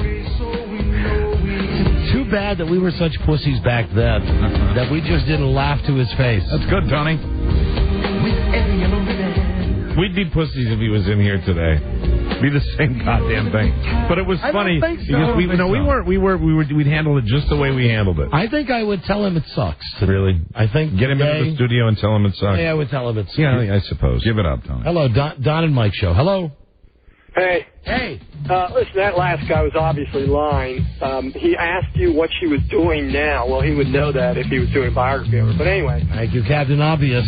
Thank you. And I noticed a similarity between, I think Mike's got great impersonations, but I noticed an interesting similarity between Ray Romano, Sammy Davis Jr., and Harry Morgan. now, Mike, you don't... where did that come from? Where did that come from? Come on. Now, why is that a I bad don't thing? want to talk to him anymore. Not in the mood today. Why is that bad? That's right. No, because you're the same guy that does that all the time. Don't try to analyze it. I can't give that guy the prize then. I hate that guy. He does that all the time. Hey, guy, I just want to say, and I hope I'm not breaking the secret. What's up? You just busting your balls about some impression. Yes, I understand. Yes, I felt like saying that. You just came out with the F-bomb. Don't you ever feel like saying that? Yeah, but only when I'm when you're really mad. Yeah. Really hot. When you're really hot. So you were really hot. Yeah. Hello. Hello. Don and Mike. Hey, how you guys doing today? Hey, we're doing great. You're the last caller on the phone scan. Woohoo! Yeah, go ahead. I didn't know if you guys saw it the other night, but the Christopher Reeves interview on one of the cable channels, he listed his favorite actor as Christopher Walken. Really? Really? If he really did, that's funny. I swear, I watched it with my own eyes and I started cracking up. Hey, no, that's funny. Funny, and you're the last caller on the phone scan. You've got the DVD copy of Sex and the City, the complete 5th season. Now available. Vivid Visions from HBO Home Video. Thank you. Hold on just a second. It could be a variation on the joke. I want to alert everybody about that. We'll go into the wacky story file, Mike, and it has to do with, of course, everything on the show has to do with Elvis. Yes. So we come right back. This is the Don and Mike Show. It's a new year. Time for you to get a new wireless company. Switch to Singular. Take advantage of the amazing deals Singular's offering right now. You'll be delighted with Singular's rollover minutes. Only Singular has rollover. Only Singular lets you keep your number and your unused air anytime minutes. Sign up for Family Talk, and Singular will give you 500 bonus rollover minutes to share. Add a line for $9.99 per line per month on select plans starting at just $39.99 a month. They're working on the problem with my wife. I'm so glad they finally got in touch with her. Nationwide long distance. Well, no, they didn't. But maybe they will through these commercials. Yeah. Nationwide long distance included, Mike. How about that? Singular has the newest phones for the new year, like the Motorola V400. It's only $149.99 after a $50 mail-in rebate. Got the built-in camera, picture caller ID, voice dotted, cool ringtones, and it plays all the MP3s that I love. And they're all classical. God knows that I just want to be able to say with pride, certain restrictions apply. See a Singular wireless store for details. WJFK. I hate lying to you people. This is the Don and Mike Show. You won't hear it. What is your reaction to the comment that you are just a flash in the pan? Maybe they're right. Nobody knows. In fact, if I knew, I would be a mastermind. I'm not. The Don and Mike Show.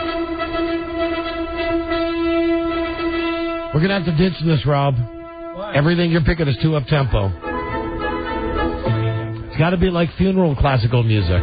Rob's playing popular classical hits. Broadcasting in black and white as an infinity cost-cutting measure. The Don and Mike Show. See, the whole thing is the ratings came out today, and not that I don't think that the ratings are accurate. As a matter of fact, that's the furthest. Like, the system is not flawed and is not inaccurate. It's true that the third most popular radio station in all of Washington, D.C. is the classical station. Right. It's true. Right, you didn't know that. It's true, and may I be the first to say good afternoon. The ratings that came out today, and we're letting it influence our show. Good afternoon. Everybody's taking it up the poop from the WGMS, and I consider myself a bit of a radiophile. Yeah. Somebody asked me today, I know, shocking, Rob. That's amazing. They said, what's the dial position? And I said... Did you know? No. I don't know. I don't know either. I don't know. Everyone else seems to. I really don't know. We're the last. But I am changing my name. My name will henceforth be Hugh Hamilton. Mike, here's the deal now. Rob, I need you on the microphone very quickly before we bring this guy on. This is Elvis stuff. Now, I want to give you the front on this story and then the legwork that Rob did. All right. Elvis fans who want to own a piece of history soon will be able to own something. Later this month, there's a company that owns the master tape to Elvis's Sun Sessions. In Memphis, Tennessee. Right. Yeah. Now, they're taking these tapes and they're cutting them into 2-inch strips. Oh, so this isn't music. This is the actual tape itself? Yeah, hold on. Now, wait, it gets more. The tape snippets, the 2-inch strip of tape, which, for all you know, could be somebody going, test 1, 2, test 1, 2, because it's old, allegedly from Elvis's first recording session. Right. Your 2 inches of tape will be placed on a plaque, which we've seen and is plenty cheesy, and sold for $495 each. Sure. Mike Esposito is the man. Is he related to Joe Esposito? He is not. He is not. The music on the tape is preserved, but the original master is so badly deteriorated that they said if you happen to take this tape and try to play it somehow, it would instantly burst into flame. Wow. And now here... That makes sure people don't play it. Before we talk to this guy and just tell him what an evil bastard he is... I had Rob do some math. I said, okay. I love math. Given that there are these reels of tape that allegedly have Elvis recordings on them, and they're going to take the reels of tape and cut the little pieces of recording tape into pieces of 2-inch strips. Right. Rob, do the math. All right, I'll go through this quickly. By my records, Elvis did 19 songs at Sun Studios. Okay. There are 7 alternate cuts that are known to exist, resulting in a total of 26 recordings. Okay. And let's just, for the sake of estimation, say each song was 2.5 minutes long. Yeah, let's say that it really is the master tape. Yeah, right? and it's 2.5 minutes. Some were shorter, some were longer, but we'll use 2.5 as the average. This results in 65 minutes of music, or 3,900 seconds. Now, let's assume further that they use the industry standard of 15 inches per second to tape. Right. Okay. This would require 58,500 inches of tape, which would yield 29,252 inches, 2-inch pieces of tape. Yeah. So, at $495 per 2-inch segment, this would yield $14,478,750. Please keep in mind this does not include dead tape between songs or the tape at the beginning or the end of the reel that is traditionally blank. That's good for another $2 million. I'm guessing that the blank tape will also be sold. Oh, sure. As noted above, these figures do not reflect outtakes, mistakes, and fooling around. So Rob's estimate, bottom line, if this guy sells out... And he sold just the songs. Right. These little 2-inch pieces of tape, he stands to make between $14 and $16 million. Plus shipping and handling, no doubt. That's TPP, right. baby. Let's talk to him now here on All Things Elvis from his website, ElvisMasterTape.com. Here is Mike Esposito. Mike. Oh, good afternoon, Don and Mike. Hi, Mike. Good. How you doing? Well, listen, we're huge Elvis fans. We just did our Elvis birthday show last week. Thank you very much. We have the Elvis Tribute Show coming up. I cannot imagine a better gift than these 2-inch snippets of tape that you're offering. Will there be a certificate of authenticity? Yes, in fact, there will be. It will be authenticated by Tony Bon Jovi, a well-known recording engineer from the Bon Jovi success. Johnny Bon Jovi? From the John Bon Jovi success, yes. Oh, from Johnny Bon Jovi. You said Tony. Well, Tony Bon Jovi. Well, is Tony Bon Jovi related to John Bon Jovi? Power station, yes. What? A well-known engineer, Tony Bon Jovi. But is he related to John Bon Jovi? Yes, absolutely he is. My guess his friends call him Johnny Bon Jovi. Johnny Bon Jovi, is he like Johnny Bon Jovi's cousin?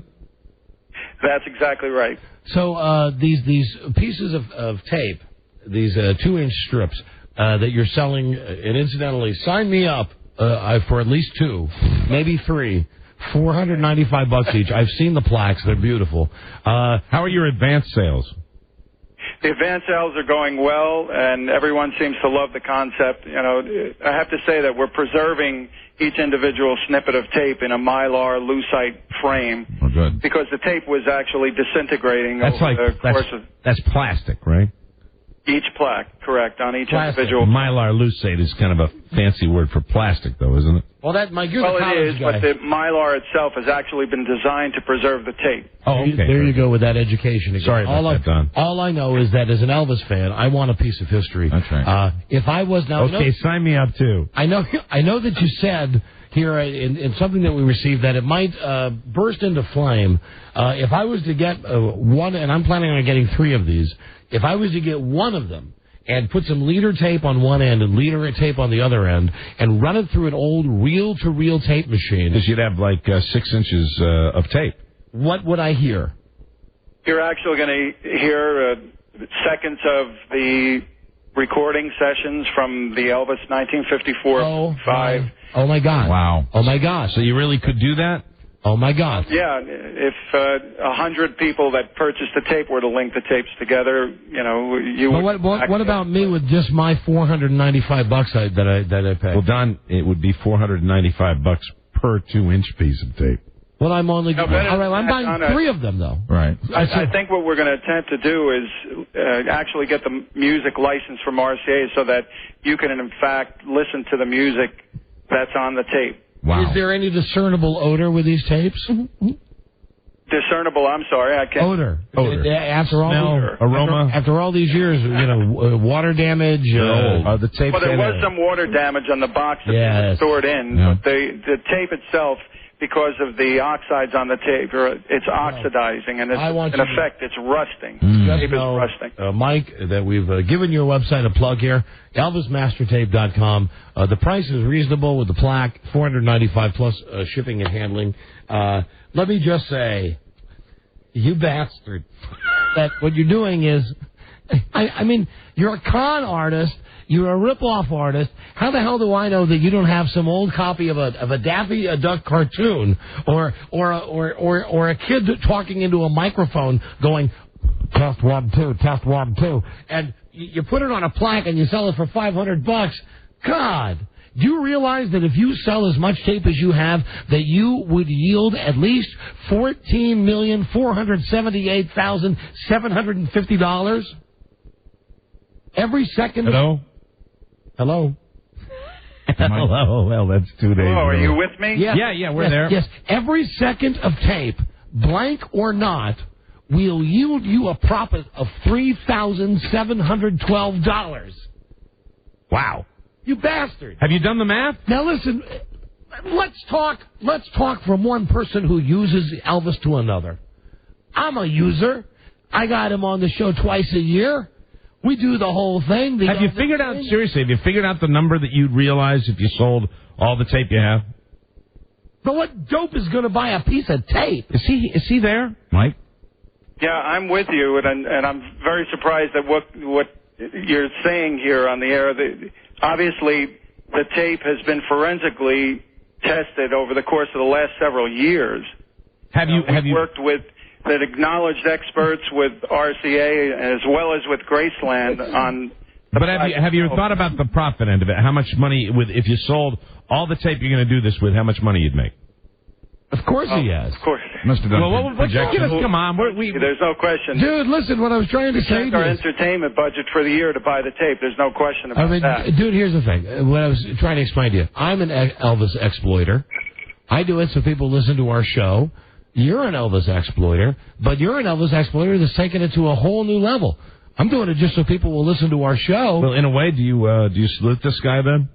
In a roundabout way, yes. Even though I called him a bastard, yes. Well, I think we both called each other bastards over the years. I think he's going to be a rich bastard. Mm-hmm. You know, I'm just imagining, though, the type of trailer trash that you're going to get the $500, and they're going to get this thing. They're going to put it next to their statue of Dale Earnhardt and put it to their gigantic Mr. Peanut stand-up. Graceland will be there to receive the first plaque when we make the official cut in New York City. Has Graceland signed off on this? The Elvis they people? They certainly have. Mm-hmm. And how much? Of course, would you do us a favor and just? There's money in it for them. Give me the number that if you sold every bit that you want to make this, how much money would you make? That would have to be up to the accountants to determine that, Don. But give me a rough. Just tell me if our guesstimate was $14 million. Does that match yours? Let me say this: if we were to put the tape up to auction at Christie's, it would be worth several $1 million. There's no question about that. The tape, the master tape itself. If you didn't cut it into little 2-inch pieces. Mm-hmm. Is there any way of preserving the tape? Well, the tape has already been digitally preserved. We've made copies of it. There's no question that if the music would ever have to be repressed or remade, so you're saying there the tape? Copies of it. You're saying the tape itself, if you sold it at Christie's, but cutting it into the 2-inch strips, how much do you think, really, at the end of the day, if this was? Are we close to our guess was $14 million? We said $14 million. You're going to say it's going to go for millions if you sell it just as is at an auction. But if you chop it up into 2-inch strips, do you think could you realize at least $10 million out of this? I'm not really sure what the total number will be. Well, how about a ballpark? I would say somewhere in the 5 to 7 range. Wow. That's all right, Mama. That's right. That's all right. All right for you. That's all right. So let's say that I buy this. Mama, let me see how much I'd get. If I bought the $500, I'd go. No, you wouldn't get that much. I wouldn't get that much? No. How much would I get, Robbie? Well, Mike, do you know the speed? Is it 7.5 inches per second or 15 inches per second of the original tape? 15 IPS tape. 15? 15 IPS, so your calculations might be accurate, right? You get about 1/7 of a second. All right, so here's what you get for $500. Maybe that much. Yeah, roughly. That's it. That's good enough for me. Perfect. There you go. Once again, $500. Oh, that's great. Give me another one. Don, of course. You gave me some free there. Here's another $500. $2,000 now. But of course, Don, it's not to listen to. It's to put next to the statue. Next to Dale and Mr. Peanut. Mm-hmm. Mike, your website is ElvisMasterTape.com. Dude, in a weird way, we're saluting you. I mean, you've actually taken what I guess you could go to Christie's and make a lot of money with, but you've done what I would do. You've chopped it up into little 2-inch pieces. And how much did the tape cost you? Well, let's just say we spent our entertainment budget for the year, and it was quite a bit of money. When you say your entertainment budget, what do you mean by that?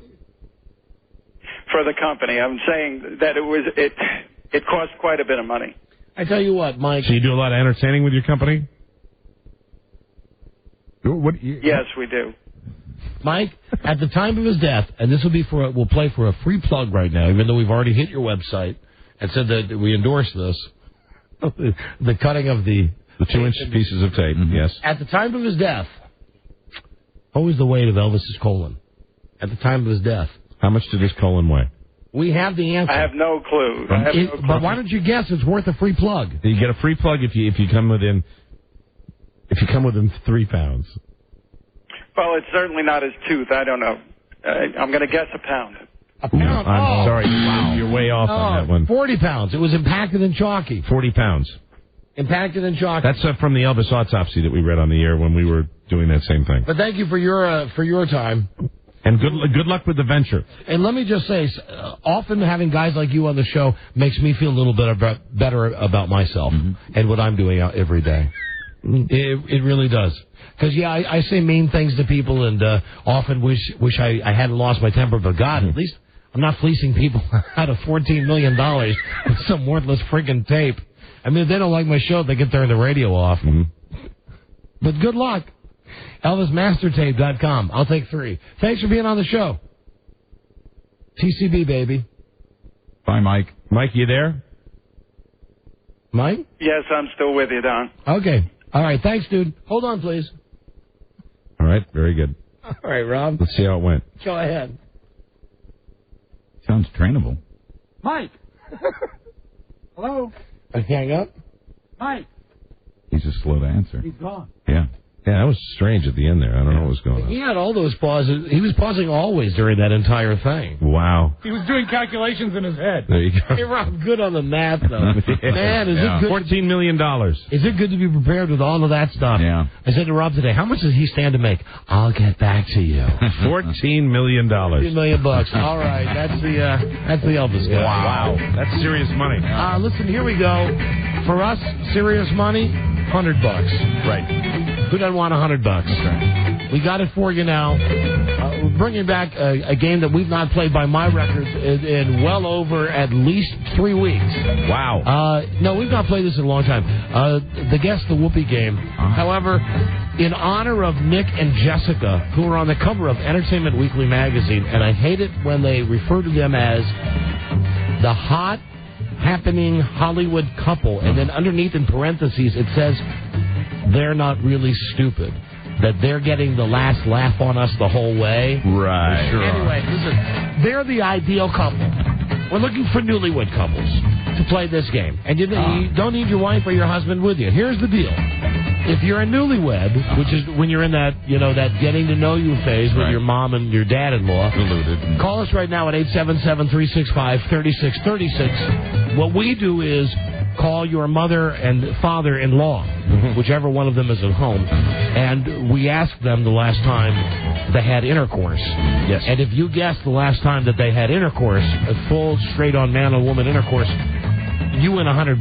Cool. That's it. But you've got to nail it the way he nailed it. You know what I mean? The way that your mother or father, the way your father-in-law nailed it. Normally a very distasteful thing to think of for most sons and daughters, but when you've just gotten married and you're just getting to know the family. Absolutely. But you got to be thinking about it. You're looking at them. At least at this point, if you're a newlywed, they're relatively young. They probably still bang a little bit. Sure. And who knows? Maybe you've had that wandering eye for your mother-in-law. You never know. Maybe you've had that thought.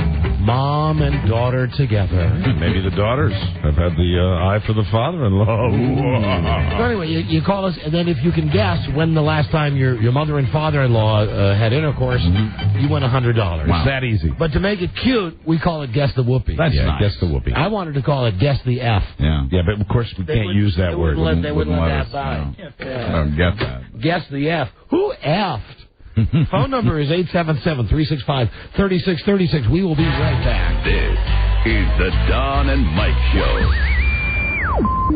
Everybody loves Don and Mike. Listen to the Don and Mike Show for your chance to win a trip for two to Super Bowl XXXVIII, courtesy of AOL for broadband. With AOL Top Speed, making your web pages load up to 2 times faster. And it's only on the Don and Mike Show. I should have listened to the kids instead of my big dumb wife. Oh, I shouldn't have called her that. Bite my tongue, bite my tongue. Ow! The Don and Mike Show.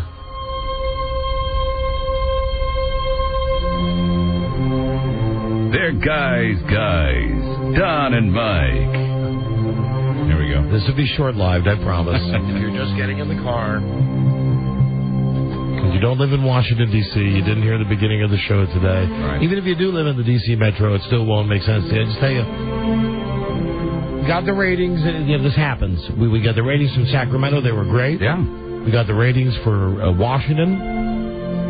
Not so great. I mean, in our, men 25, 54, adults 25 to 54, all that jazz. Yeah. We're number one. We're doing fine. But in the overall ratings, we were down. All the shows on our station were down. Everybody that does a radio show was down. Yep. And the reason is that a classical station came in number 3. Overall. Yeah, beat it. I mean, not just on our show. They kicked our ass.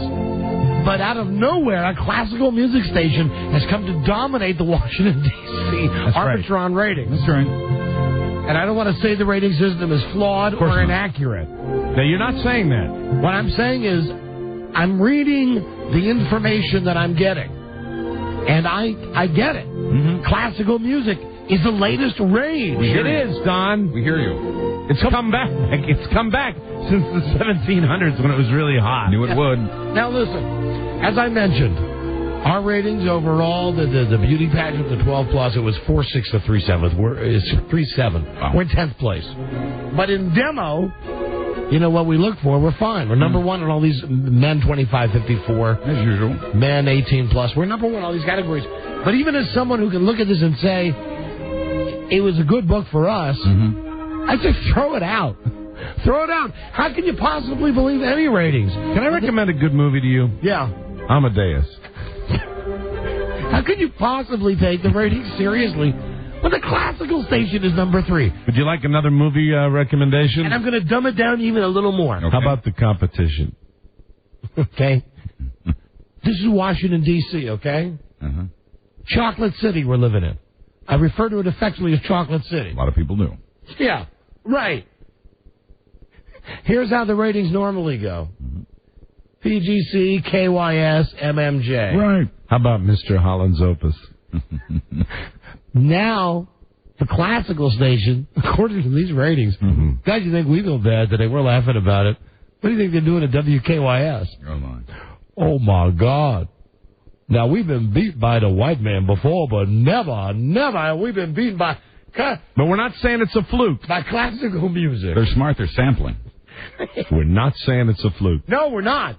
And we are not saying that the Arbitron rating system is... Rob, I don't even know that one. Tales from the Vienna Woods. It's flawed or inaccurate, because it's not. It's not. It's just the way that it is. Yep. Classical music is it. You'll be reading about it in the newspaper, I guess. That's the big story, that out of nowhere, our classical station is the number 3 rated station. Help! The sexy tale of Johann Strauss. Ah, wonderful. Yeah, enough of that. Let's play Guess the Whoopie. Yeah. We got a girl on the phone. A girl. 877-365-3636. Why don't you give that out? You would know it already. You called already. Yeah. For Guess the Whoopie. Hi, Lisa. Hello. Hi there. How are you? We're doing great, thanks. Where are you from? I am from Clarksville, Maryland. And you're listening on which station? On WJFK. Right on. How come you're not listening to the classical station? I have access to both. Just taking a break? Taking a break. Very good. Yeah. You know, every once in a while, too much of that Mozart. Right. And Monet and Monet. Well, Monet was an artist, a painter. Well, no, there's a line in Ocean's 11. Right. When Danny Ocean says, and I never understood the difference between... They're both painters, though. Manet and Monet. Oh, that's right. Manet and Monet. That's right. Manet, Monet, and Jack. Lisa, how long have you been married? So we're familiar with that classical music on this show. Well, we got to be. It's kicking our ass in the radio. Well, we're all going to study. We're going to learn. Yeah. Know your opponent. We're doing the work. We're all going to have homework tonight. Yep. I got news for you. We're not the only ones. I mean, we're probably the only ones to be honest enough about this. But let me just say, WNMJ, WMAL, WJZW, WWDC, WBIG, WMZQ, WASH, WARW, WIHT, WHUR, WRQX. All got beaten? HFS, yes. All of them beaten by the classical station. Holy Beethoven. Oh, that's another one we can watch. Oh, that's about a dog. How can you take this seriously? And don't forget Beethoven's second. And third. And foolish. And I think fourth, probably. I think my kids watch Beethoven's fourth. Of course. Foolish me, when I saw Beethoven's second, I thought it was about a BM. You thought it was Beethoven number 2. Well, like I remember back in the day when the somebody in the Big Apple band had a fifth of Beethoven. Oh, Walter. Right. That's it. Sure. And that just was a rap record that just sampled that. So everything old is new again. That's right. And you know, he was deaf. What's that? Anyway, Lisa, how long have you been married? How long have I been? 5 years. 5 years? That still counts. Well, yeah, we asked for... No, not really. No, that's not no, you know it isn't. No, hold on a second. Trust me on that one. Don and Mike, hello. Hello. There used to be some great joke that I would do when I played that record about a fifth of Beethoven and something about... It had something to do with excrement. It didn't have anything to do with alcohol? No. A fifth? No, it was nothing like that. It was a great movement. Yeah, it was his. That was his thank you, movement. Buzz. Yeah. Nice movement. Mm-hmm. You were probably there when he made that joke. I was. Steve. Yeah. How long have you been married? I'm not married.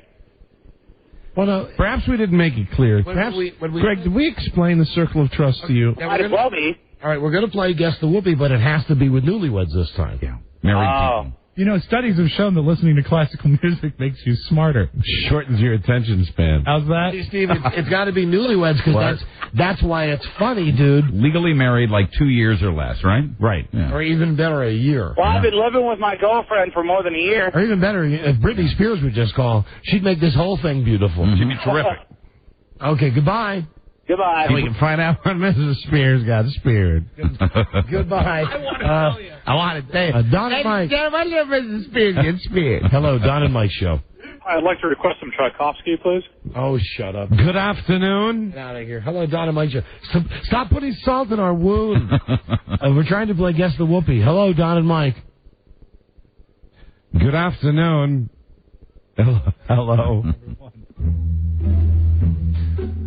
Good afternoon. You're listening to the Don and Mike Show. This, in Washington, is WJFK. Talk it up. Yeah, I can talk those up. Here's Mike, Don and Mike show. Hello. How long have you been married? 8 months. That's it. That works. Perfect. Now you're playing for $100 in cash. You've already won something. That counts. 8 months. What's your bride's name? Jennifer. Jennifer. And her mom and dad, what are their first names? Joe and Leslie. Joe and Leslie. And now just between you and me. Just between us girls. How old are they first? Late 40s. Late 40s, so they're still very active. Late 40s. You ever at any time, and I promise I won't pass this along to her, but at any time you ever think about Leslie? I mean, you ever when you're meeting her, maybe at a pool party or sort of wake up one morning you in a house coat, you ever just wonder what's under there, what's in there? Yeah, I'll say yeah. So is Leslie an attractive woman? Oh, yeah, she's very pretty. Mm-hmm. All right, and obviously you're attracted to her daughter, so that's why you Absolutely, yeah. Would you, this is not the game, but if you were given free reign, would you have sex with her mother? Yeah, plead the fifth, yeah. You're free. You know, we appreciate your honesty. All right, so now this helps us to find to help define your answer because you've described and you called it with the newlyweds. You know, being younger, having younger parents. That there's probably going to be more activity. Who's the celebrity that your mother-in-law most resembles? Do you think? Let's see, probably. I would say Sybil Shepherd. Sybil Shepherd. Well, fantastic. That's on the spot and everything. That's the quickest thing I can think of. How's her body? 1 to 10. 7.5. Pretty strong. That's pretty good. Now, Joe, your father-in-law. You think he's tapping that thing? Yeah, I hope so. You think they're active? Do they strike you as? Are they affectionate around each other? Yeah. If he goes away and for a business trip, she always can't wait to get. She says, he's all mine tonight. That's good. That's a good sign right there. All right, well then. So if he's been on a recent business trip, that would be very good for you. Here's what we need you to do now. You weren't screened. I don't know. Did Joe get your number? Or no, I just talked to him real quick. All right, hold on just a second. Joe, grab the number. All right, so Mike says Joe and Leslie in their late 40s and very active. Right? Leslie is a Sybil Shepherd lookalike. With a body that's a 7.5. Wow. With a body that just won't quit. She could go places. I don't have to take this anymore. And we have other standbys here. Good. I notice now I just like the way you ramped us all up for Joe and Leslie, though. Mm-hmm. I'm dying to find out the answer. Be good. Leslie, how you doing? How you doing? Okay, we got the number. We must have the number because he's back on hold. Let me see. Hey, did they ever come and get the phone number, Mike? No. Yeah. Hey, there you go. That's right. Hold on just a moment. My secretary will pick it right up. Would you mind? Line 3. Mike. They're screaming in the back room. Yes, Joe and Leslie, you're All listening. right, so we're gonna. We actually even haven't asked Mike the question yet. Is We got a staff back there. when the last time Joe and Leslie made Whoopie was? We got a couple guys back there, but I guess I don't know. Maybe Dominoes. maybe they're very into solitaire. They're studying classical music. You know what? That was the assignment. Yeah. And now we have to ask Mike the question. Oh, I will, but I wanted to make sure we have the number first. All right, you dial it up, Rob. Okay. While I ask the question. Mike, you there? Yeah, I'm here. All right, Mike. Robbie has the number for your in-laws. Oh, where do they live, incidentally? What city? Seaford, Delaware. Okay. Joe and Leslie, when is the last time you think that they did the nasty? Guess for Whoopie. And do you think, now, before you answer, what's the window? I was just going to say. 1 day. Should we give them 1 day either way? 1 day either way. Mm-hmm. That's extremely generous. Well, you know, Yeah. they're young. Yeah, you know what? No, they're too young, Don. I think he's got to nail it. He's got to nail the day. That's the way we play it. If they're over 70, then we give them almost a month. you got to get it on the day of. Right. So what's your guess? The last time? Hey, thanks, Mike. Well, now wait a minute, Mike. What I'm doing is the way we played the game for years. The rules. That's okay. And listen, really, I'll even compromise because I think a day is too much. But I'll give you 12 hours either way. Like if you say, there you go, trying to win the listener over again. oh yeah, because I'm the listener's friend, Mike. 12 hours. That's generosity. We don't narrow it down to time. We never narrow it down to time. We actually just got to guess. He's got to get the. You got to guess. Just give us a date. When do you think is the last time you gave her the high hard one? I'll say Saturday evening. Saturday night. Saturday night. Always Saturday night. I'm gonna say no because there was football on Saturday night. Mm-hmm. And I'll say, maybe I don't know. I know that I was too emotionally spent, even for sex. I would go with Sunday morning after this games. That's good. I don't even know these people. I'm going to guess they haven't done it for a week. I disagree. I think they've definitely been active in the last week. All right, Mike, hold on a second. Robin, who is it we have on the line? Leslie. Leslie, oh, it always works. Lovely Leslie. It's the mother-in-law. Hi, Leslie. Hello. Hi, welcome to the Don and Mike Show. Thank you for joining us. We have a prize for you, just for being on our show here. Do you like the Sex and the City? Do I like it? The show? The TV show? Yes, the TV show. No, that's not. She wouldn't like that. She what? We've got, incidentally, your son-in-law, Mike, is on the line. Say hi to Mike, Leslie. Hi, Mike. Listen, hey, Mom, how you doing? Leslie, you won the box copy, the box set of DVD, Sex and the City, the complete 5th season. That is from HBO. Yes, unfortunately, this is not a negotiation. It is a simple game we're playing here with your son-in-law, Mike, and he has a question. He's already given us his answer, and we need your answer. He now needs to ask you a question. Yes, if you match Mike's answer, you're going to win a prize for him now. Now, Mike, you can't lead her on or anything. You just flat out ask her the last. Go ahead. Mm-hmm. Okay. We're playing a game, and I gotta ask you, when was the last time you and Dad had made love? Was the last time we made love? Yes. Yeah. That's right.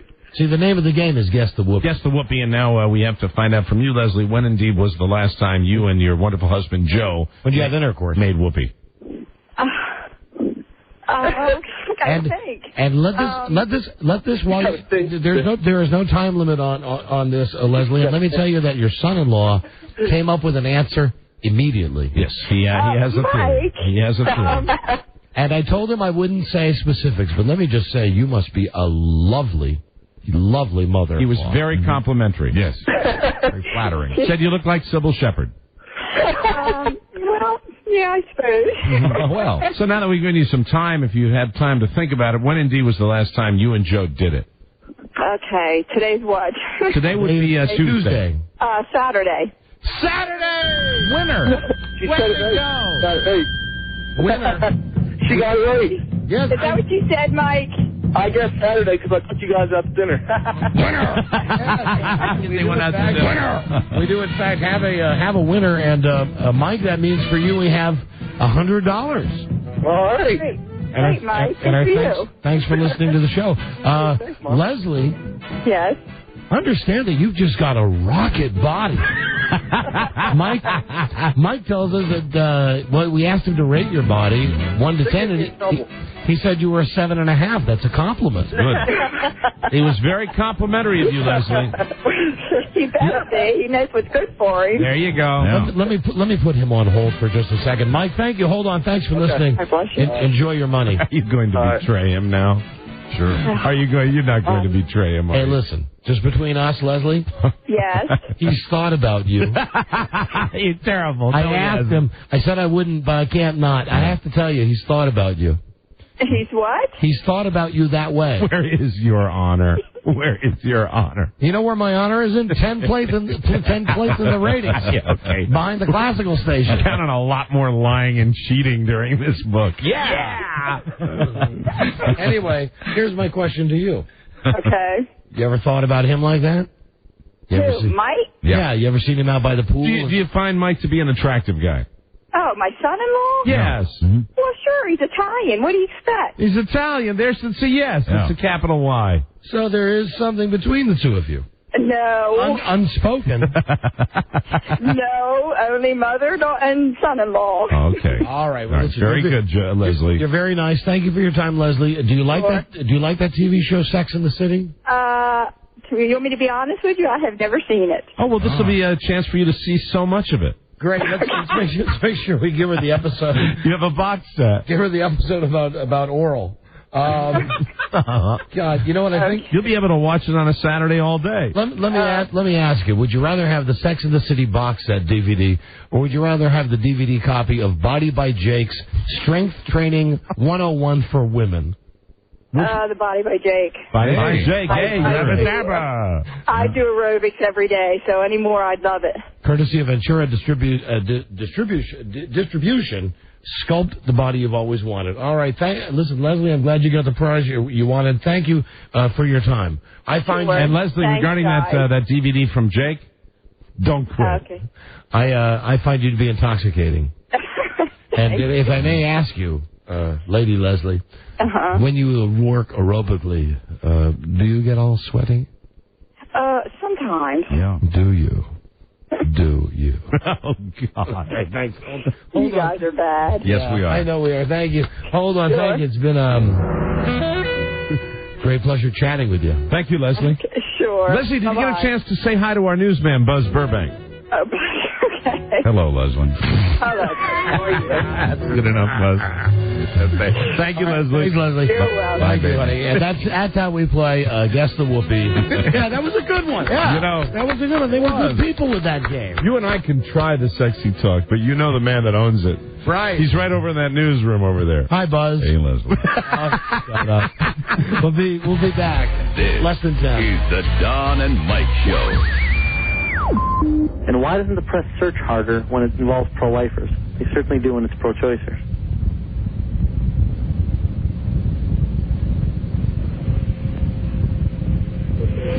It's Larry King. We're back. We back? Yeah. Here for this Green Bay. Oh, next is Green Bay. I lost it there for a minute. You know, they're quite willing to kill off nature, you know, for a cheap buck, and then, you know, and then just point the finger at somebody else for why the jobs disappeared. Hello? Yep. I'm sorry. Going to rephrase that. Falls Church, Virginia. Hello. Hi, Larry. There's a couple guys here in Washington, Don and Mike, who play a tape of you getting asked about journalism by somebody, and you think he's talking about medical school. Do you remember that? No. Do you ever listen? Have you ever heard Don and Mike? I never get to hear them. They were on the morning. They're on the afternoon. I never get to hear them. We took over their show one day. I went, in fact, the day before the heart attack, we went and took over their program one morning and totally destroyed them. But you could doctor tape. The Don and Mike Show. You can call Don and Mike anytime from anywhere in America. 877-365-3636. They're ready to believe you. I've got a unique dilemma. This is Larry King. I love Don and hate Mike. What do I do with my radio?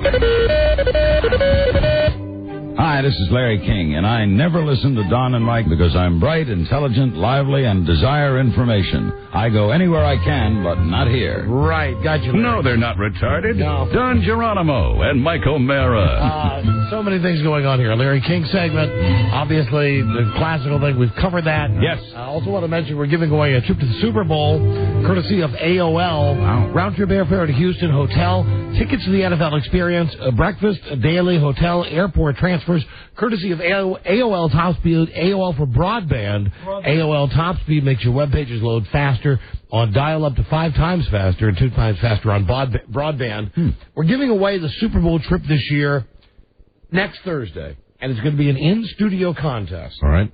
Here's the deal. It's going to be a talent show, but it's not going to be one of our freak talent shows. No. It's going to be a real talent show. Singing, dancing, being a comedian, magic, juggling, whatever. Cool. All nude. I know we're the only ones that'll see it. Tough. All nude. To me, funny. Right. Girl coming in to sing like an opera song, and we'll let her sing it. Really, and we're going to judge on the best talent. Not the body. The best talent. Yeah. But everybody... Will the body play any role whatsoever? Mike, it may. You know how the judging goes. Of course. You know how the judging is judging. It's always the judging subjective. goes. And listen, God knows with these ratings we just got, they tell us that our male domination continues. The males love us. I just have to say, the contest is only for women. The contest is only for women. Right. But, of course, the women are going to win a trip for 2. To the Super Bowl, right. So, hopefully, and then perhaps the woman has a significant other. So another woman or another guy. We'll be talking about this plenty in days to come. But just know, next Thursday on the show... All-nude talent show. The all-new real talent show. The all-nude real talent show. Really? I like, I like the name of that, the all-nude real talent show. Tomorrow. I love you. Tomorrow. The point is... She's naked. I walks into a bar. Hey, I got breasts. And juggling, the magic, singing, dancing. This is the first I've heard of this, and may I just take this opportunity to say thank you. And, even a dramatic reading. Brilliant. It's brilliant. If you're a thespian or a lesbian thespian, whatever the deal. You want to. But let me just say. For who the bell tolls, it tolls for a dramatic reading. I vote for dance. I'd like to see some creative dance. Mike, dance works. Girls, start thinking about it now. High energy dance. High energy aerobic style dancing. It's next Thursday on the show. The all-nude real talent show. Maybe someone could bring in one of those little trampolines. All-nude real talent show, girls only, to win a vacation, a trip to the Super Bowl. Now, Larry King, shout out on Larry King, who just hates us. Let's take a call. Cape, California. Hello. Hi, Larry. Hi. Don Imus. How you doing today? Love your radio show. Can you tell me what happened to Don and Mike in New York City? If they're not on live anymore? Are they back on? They were taken off for a while. Are they on or out of the air in New York, Don? Don and Mike? Yeah. I don't know whether they're on or not. Well, Don and Mike are on. They're on in Washington, right? It's my favorite of all time, right here. The awkward. I think that's where they originated from. Yeah. Las Vegas, hello. They both hate us so much. These come from East Coast Bob. Right. He's got him on his website, eastcoastbob.com. He's called Larry King about 1 million times. We're building up to a Larry King thing. Here's the latest one, the one he did, I guess, over the weekend or Friday night. So we just got it on Monday when we came in. Esparto, California, hello. Larry King, my question is for Joe Ellen. Joe Ellen, from where you're sitting, does it look like Larry paints his bald spot that Don and Mike show? What? It's a very intelligent question, sir. I know Don and Mike, and of course, one of them fell out of the crib as a child, as I remember when they were in Washington. I think the other one pushed him. I think they know each other since childhood, but I have no idea what he's talking about. What? But a very good question, sir. It shows that you're really keen on things. I'm glad you waited an hour to ask it. That's the angry Larry. Yeah. There you go. That's the best that he pushed Larry's button. So it continues, and now here's today's tribute to Larry. Oh, good. And I thank a longtime friend, Mark Weiss. How you doing, Mark? I'm sorry I've not called you. It's just that's the way I am. I mean, I haven't talked to the guy in 20 years, but I just want to say hi to him. Why does that name sound familiar to me? Because record guy? Yes, he was, and I knew him BM. I knew him before Mike, and I knew him, of course, AM after Mike. You knew him as well. He used to be one of the guys that we would go out and get drunk with, and then the record company that he was working for would pay for it. He had sent me a while ago, Rob, what's that WPGC site? Real rate? No. No. Anyway, come up with it. I will. For anybody that's a historian of Washington radio, Mark Weiss, who I guess now it says works at a marketing and communications company. He works in that industry. Sent me a letter saying you should go to this website. It has a bunch of old tapes. Isn't it AM/FM Morningside or Morningside AM/FM? If you Google Morningside, I bet it comes up. Anyway, it's a website to the old fabulous WPGC. Which in its day was, I was lucky enough to work. There was a great radio station, has a bunch of old tapes, including some old tapes of me and the other guys. So Mark Weiss sent that along. I never mentioned that on the air because it was kind of self-serving, but I just got away with mentioning it now. He sends this one along. I was having a nice trip on U.S. Air until I came upon this article on page 33. You'll love this. Get a load of this. My best regards, Mark. And it is from USA Airways Attaché, the free magazine you get when you U.S. Airways, right. U.S. Airways. Here you go, and this is from December 2003, so the most recent edition of this. The article, the headline says, Genius at Work. Oh, boy. That's the very first thing you see, Genius at Work. Oh, no. The art of conversation. The king of talk says the key to getting someone to open up is being comfortable. Be comfortable. Now get ready. Here we go. Lay King. Oh, you found it. Yeah. What is it? But that's totally self-serving. Don't read it. What is it, Rob? AM and FM Morningside.com, but don't mention it. Don't go there. Okay. Let's see. In 46 years of broadcasting, CNN's Larry King has talked with presidents. This is BS. I mean, not that he hasn't, but, it's the usual. Presidents, physicians, politicians, movie stars, blah, blah, blah, blah, blah. Larry King's most effective conversation took place with a tall blonde outside Tiffany in Beverly Hills. I saw her. She saw me, King says. I went to the store. She went around. I walked straight through and up the stairs into what now is a little shopping center. She was up there, and I said, we can't go on meeting like this. Okay, maybe you had to be there. The fact is, the line worked. The blonde, Sean, is now his wife and the mother of his 2 young sons. It's like the time King opened his interview to Sinatra with the question, why are you here? Wow. Genius. He's good. Which makes us ask, how does Larry King do it? Yeah. Meet Larry and you get your first clue. The King you see on the air, nervous, spontaneous, secure. It's pretty much the same King you see off the air. Right now, for instance, he's behind the desk at his corner office in the Hollywood CNN building, surrounded by city views and framed photos of friends. Do you remember one time we saw a picture of Larry King's office when he worked at CNN downtown, and he had one wall, I guess you not, and I got memorabilia, you do, everybody does, but it was more than a tribute to himself. Right. It was every person going from B-list celebrity to like those 12 guys that are running for president now? Right. Larry King would have his picture taken with all 12 guys. And they'd all be up on the wall. Individually, and they'd all be This up is on my wallpaper. So wallpaper of me. Let's see, meet King. He's the same guy. He's at his desk, surrounded by framed photos. He's 90 minutes away from a Larry King live interview with Liza Minnelli. Larry King has no briefing book, no tapes. He's not in makeup, and his usual suspenders and tie hangs from a doorknob. He's naked. He's bare-assed. He's telling stories about Mike Tyson, U2's Bono, and Jimmy Carter. He doesn't check his watch. In fact, he says, the most relaxed moment of my day is coming up in less than an hour and a half. Of course. Liar. Liar. This is part of the whole... Okay, here you go. He's sitting down with Bono. Now, I don't know if this is true or not. He's sitting down with Bono. Larry King has never heard a U2 song. He claims. There you go. Now, I don't know how even somebody even on the far... All right, I want to interject here because the book on him, and I knew a lot of people that worked over at Mutual when he did his radio show. This is the Larry spin. Yeah, I know. This is the big-time Larry spin, that he doesn't do any preparation. Now, right? Well, I don't doubt that a reporter was in there for whatever publication this is, and sat. Well, hold on a second, and sat there and didn't see any prep work. Right. But Larry, I have it on good authority that he does prep. Someone does. I would just say though that thing about somebody does. That's a good point. Right.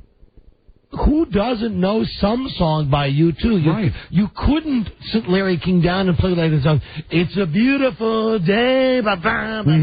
He's heard it. Sure, of course. He's got to know it's U2. I'm such a genius that I don't even know who I'm interviewing. So he's wondering what he's going to ask them because he's telling this reporter in this U.S. Airways article that he's never heard of U2. He's heard of them, but he's never heard them. I'm going to do the interview without even hearing them. So the opening question was, she writes later, where'd you get the name U2? So he's got Bono, and that's the first question he asks him. There you go. Genius. Genius. He hates the name U2, Larry King says after the interview. He says it was in an era when rock groups got stupid names. I got him to say that. Wow. Is that what he says? Yes. I got him to say that? How does he do it? Now I'm just going to read quotes from Larry's. A lot of what I do is inborn. I was always a good communicator. As a kid, I knew I was good. When I was 8 years old, bus drivers would talk to me. Cops would talk to me. Wow. And I was able to get people to respond to me. Connect with me because I'm so pretty. What about the rest of us? Stick to Larry King's suggestions, and you'll have a better time at your next cocktail party encounter. Or for talking to anyone under any circumstances. Well, this is his whole rap, right? The art of conversation. Yeah. Number one. This is the one that pisses us off the most. Be curious. Oh, that's his whole rap. Isn't that every interview? I'm naturally curious. That's his spin. That's his little bio. Where'd you get the name U2? I'm so curious. Well, that's what you do. King is right when he says, you can't teach curiosity. Either you're interested in something or you're not. He must love this interview, too. He must love this article. King is right. Sure. Let me see. Now, Larry King, here's the question. I'm going to summarize this paragraph she writes. She said, Larry King is great with conversation starters because he's so fantastic. How'd you get the name? Off the cuff. So she said to Larry King, you're at a dreaded industry happy hour party, surrounded by seminar goers with name tags on. Larry King meets eyes and says, how long have you been here?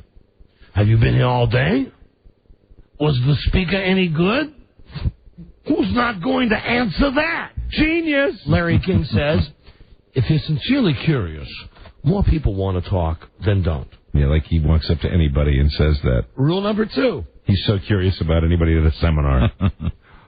Number 2, follow through.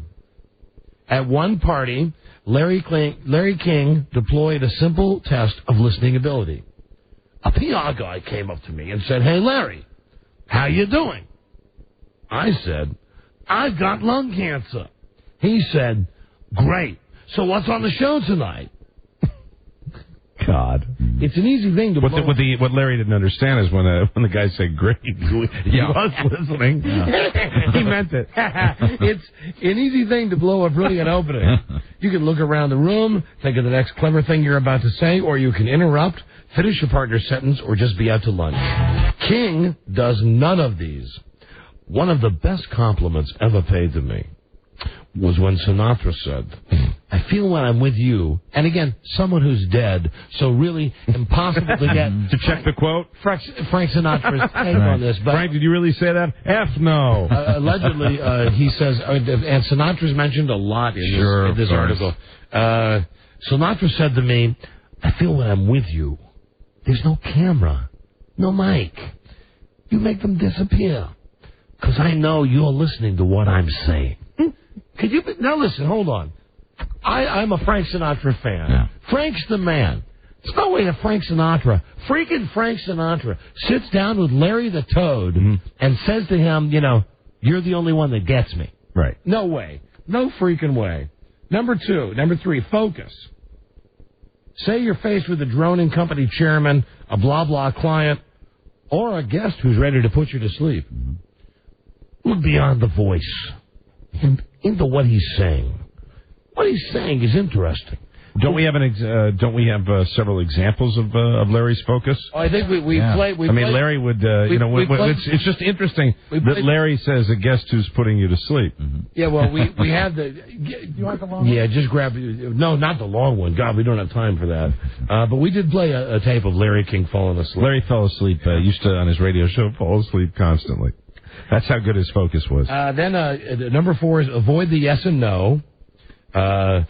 You'll never get conversation for yes and no answers. Mm-hmm. Do you enjoy flying? Instead, ask, what happened the last time you went flying? Brilliant! Why did you go flying? How does he do it? It's amazing. He's a genius. I can do why forever, Larry says. Why? Except Robert Mitchum.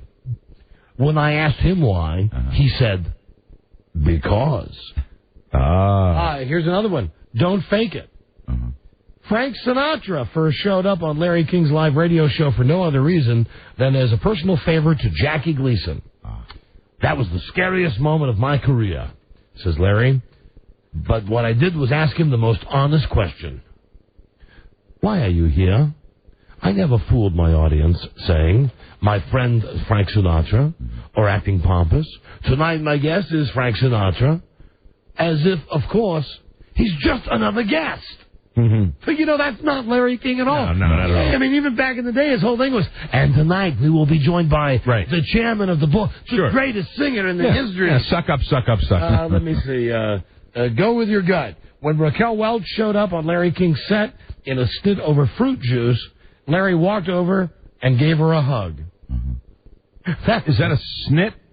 That's going with your gut. Yeah. What happened with that when Raquel Welch showed up? Raquel Welch showed up on the set for the Larry King show, and she was in a snit because somebody gave her the wrong fruit juice. Oh. Larry King said, what do?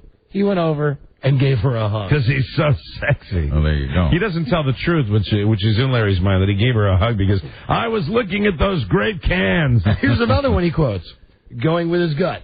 He's got Mike Tyson on his show. Mike Tyson's manager said that Mike Tyson was in a bad mood.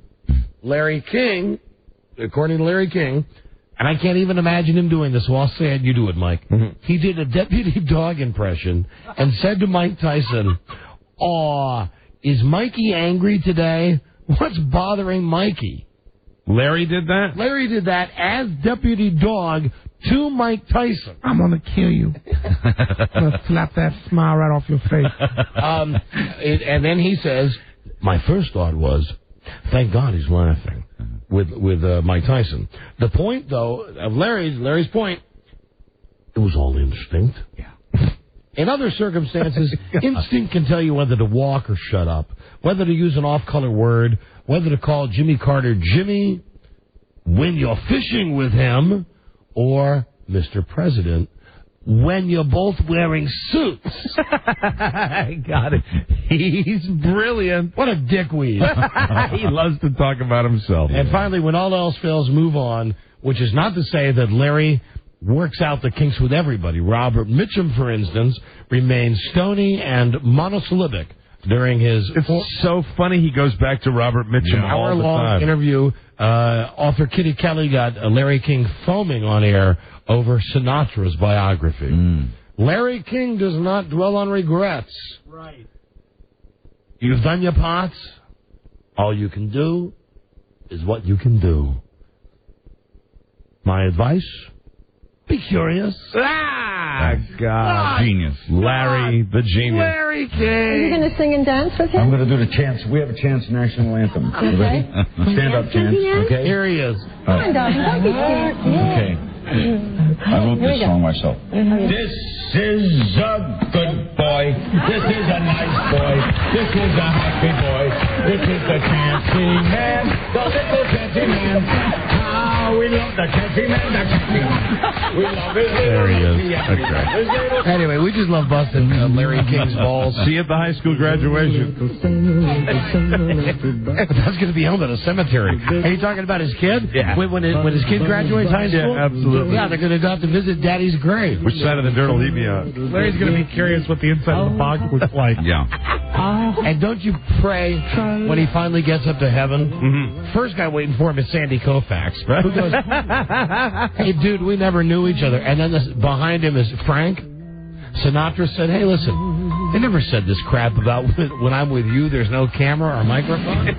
Come here, douchebag. They'll hurt him. Guys like you come out in my stool." Thanks, Frank. In a world where owning a radio is strictly forbidden, Good article. one man found a way to bring good news to his people. Stay focused. It's me. He made it up. Can you rephrase that?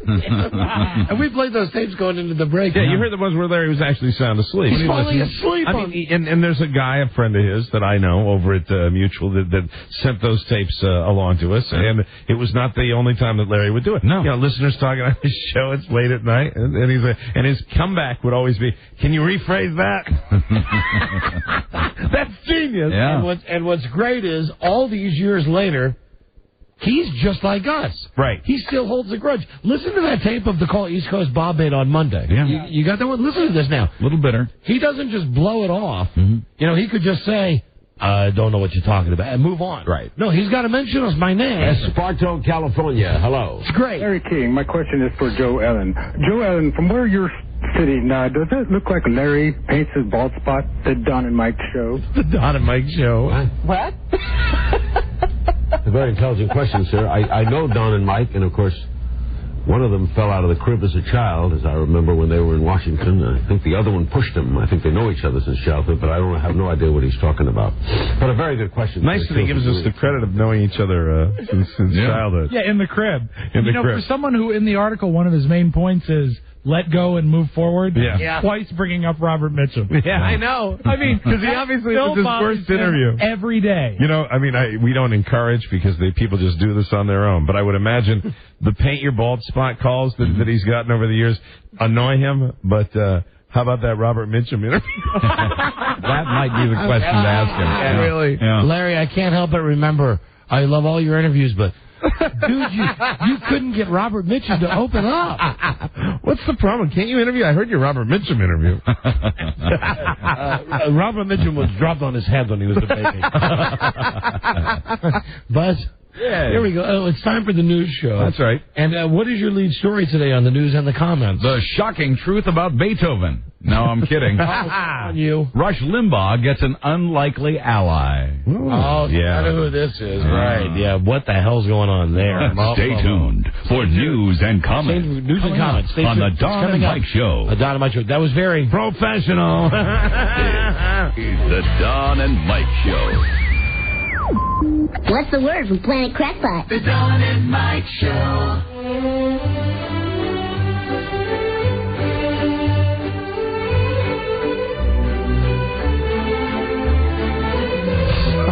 Still funny. They will do you well. Don and Mike. Listen, we're playing this because we've learned our lesson here in D.C. Oh, yes. And I think all the broadcasters here, all the different stations with all the different formats. Right. The ratings came out today, and the classical station went from nowhere to number 3. Number 3. So we now have learned, and we're playing all the classical music we can. They're kicking our ass. Mm-hmm. Now, I mentioned we had good ratings in Sacramento, and also Baltimore just finally came out. Wonderful. Let me see. The station's first book as an FM talker. Yay! So the station the station's starting at a 2.1. Okay. That's all right. Our show, we're starting with a 2.9. Mm-hmm. That's among everybody. That's, what is that in Baltimore? That's, just like here, 10th place. Very good. 10th place. Men 2554, a 6.9. That's good. That's good for third place. Very good. That's good. And that's up from a 2.5. Excellent. It's from number 14 to number 3. And then, men and women 2554 in Baltimore. See, the girls did their job in Baltimore. Well, that's good. Thank you, Baltimore ladies. a 4.0 from a 2.7. Excellent. That's 8th place. So we got to, and even the ratings from WJFK here in D.C., in our core, they were good, like with the men. Mm-hmm. Anything that has male or men in front of it, we're number one in. Mm-hmm. But as soon as we brought the crazy broads in, they went for the classical music. Yeah, they were listening to classical music, and so we're trying to woo them back by playing this soft music, but it's going to work. Let me tell you something. After today, that'll be it. The thing is, think about this for a second. Let me just let this roll for a second.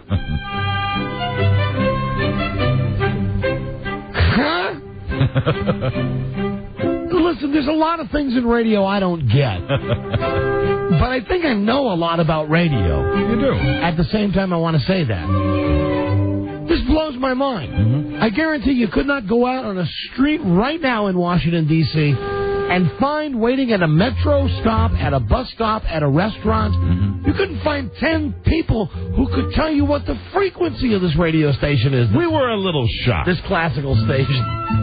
Which is why it's all really so goddamn funny. It's a fluke. That's right. It's so funny. Just like the fish, it's a fluke. Jesus. And we're not the only ones. No. But hey, we might be shocked, but we're following that trend. Yeah, now listen. Unlike the other stations who get the same information as us, and they do nothing about it. They'll just go, wow, look at that. The classical station came out of nowhere to be number 3 in the ratings. That's why tomorrow we are changing the name of this show. It's going to be the Ludwig and Johann Show. Anyway, how funny is this? Very. Washington, D.C., a sophisticated city, our nation's capital. Great city. Great people. That's right.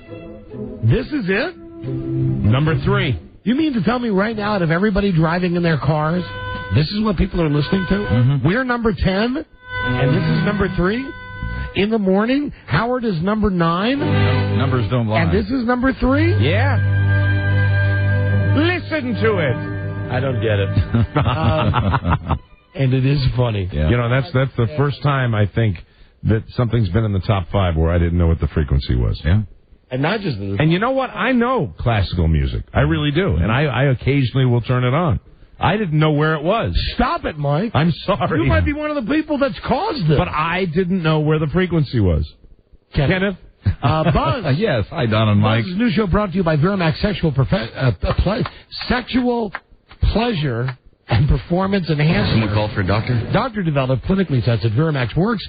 Get it at Rite Aid, GNC, and other select retailers. Try it today. Viramax, 1-888-TRY VMAX. Now here is... the man! Yeah, hi, guys. Buzz Girdley. Rush Limbaugh and the ACLU don't agree on a lot, but they do agree about his medical records. The American Civil Liberties Union, like Rush, wants to keep his records private. Especially that study about my suppositories. Sue! My friend Sue Pository. See if you can get an entire head of cabbage up there. Wow. Need my baby blues? Prosecutors want the record to show that Rush broke the law by going doctor shopping, visiting different doctors to get multiple prescriptions for the pills to which he's addicted. Let me see if I can find what his ratings were.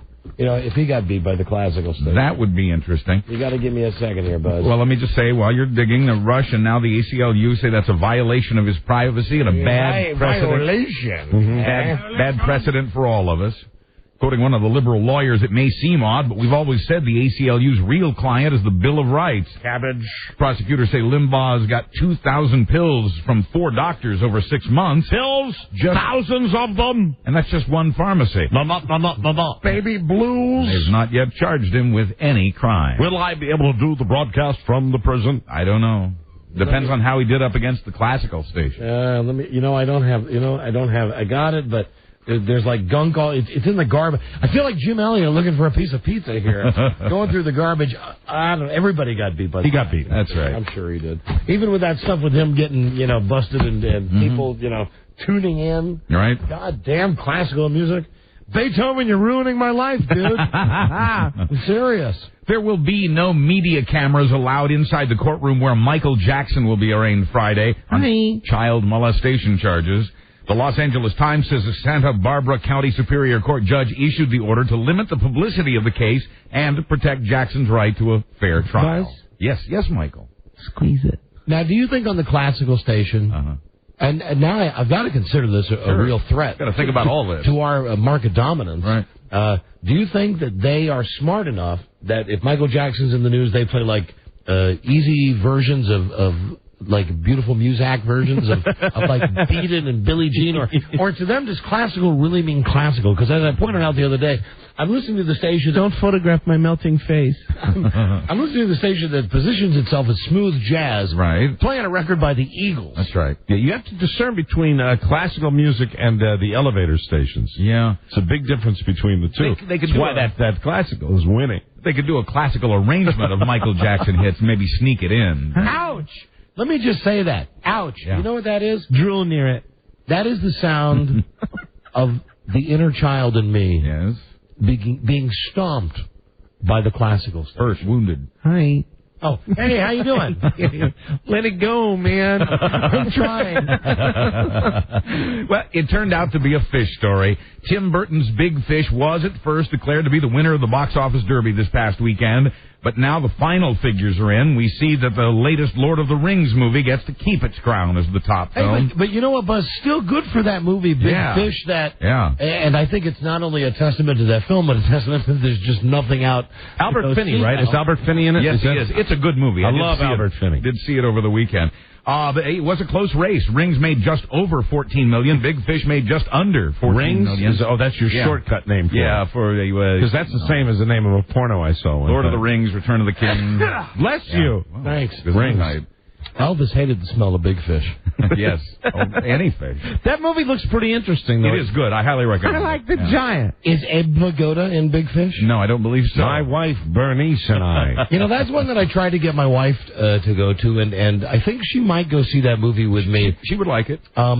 She's not crazy about Tim Burton. Right. She liked this. It's not as dark as his previous movies. I did say Danny DeVito. Yeah. And I'm a big Danny DeVito fan, and normally Frida's, right. You know, she goes like, I can take him or leave him. Yeah. I like him. I like his movie choices. I think he's a good movie maker. I think he's got a good. You know, check out how many movies that you watch that you enjoy. At the end of the movie, it's like produced by Danny DeVito. Oh, he is a mogul, and he's an unknown mogul. You know, he doesn't make a big deal about it. You don't hear about it a lot. Low key. For my and that's why I want to go see it, because I like him and I read good things about it. And I thought it was good. That movie was number one. Mm-hmm. Danny DeVito is really good in this awful movie called Other People's Money. Oh, my God. And I finally got a chance. I have not. I got to go back and see the whole thing. I just saw the first part of it when he's walking into the office. And if it's as good as that opening scene where he is just a total hump. It's an awful movie, but he plays the New York guy that goes in. And I've heard you talk about it. That's why I stuck with it. And you know who's in the movie? Who? Mr. Peck. Oh, that's right, Mr. Peck. Yeah, Gregory Peck is running. Hi. He's running this steel factory in Pittsburgh that what's his name? Danny DeVito wants to take over. Wants to take over and make it fiber optic, and it's just great. And Danny DeVito just plays such a prick. No redeeming qualities whatsoever. A guy who ruins other people's companies, and the whole thing is other people's money. Right. That he's and the walking in when he comes into the office. I was laughing out loud. There are scenes in that movie when he does something mean or something underhanded, where he actually does a little dance. That's just fantastic. And that didn't do well in the theaters. No, it did. No. Junk. Another good Danny DeVito movie is the movie Jack, about a bear. I've never seen that one.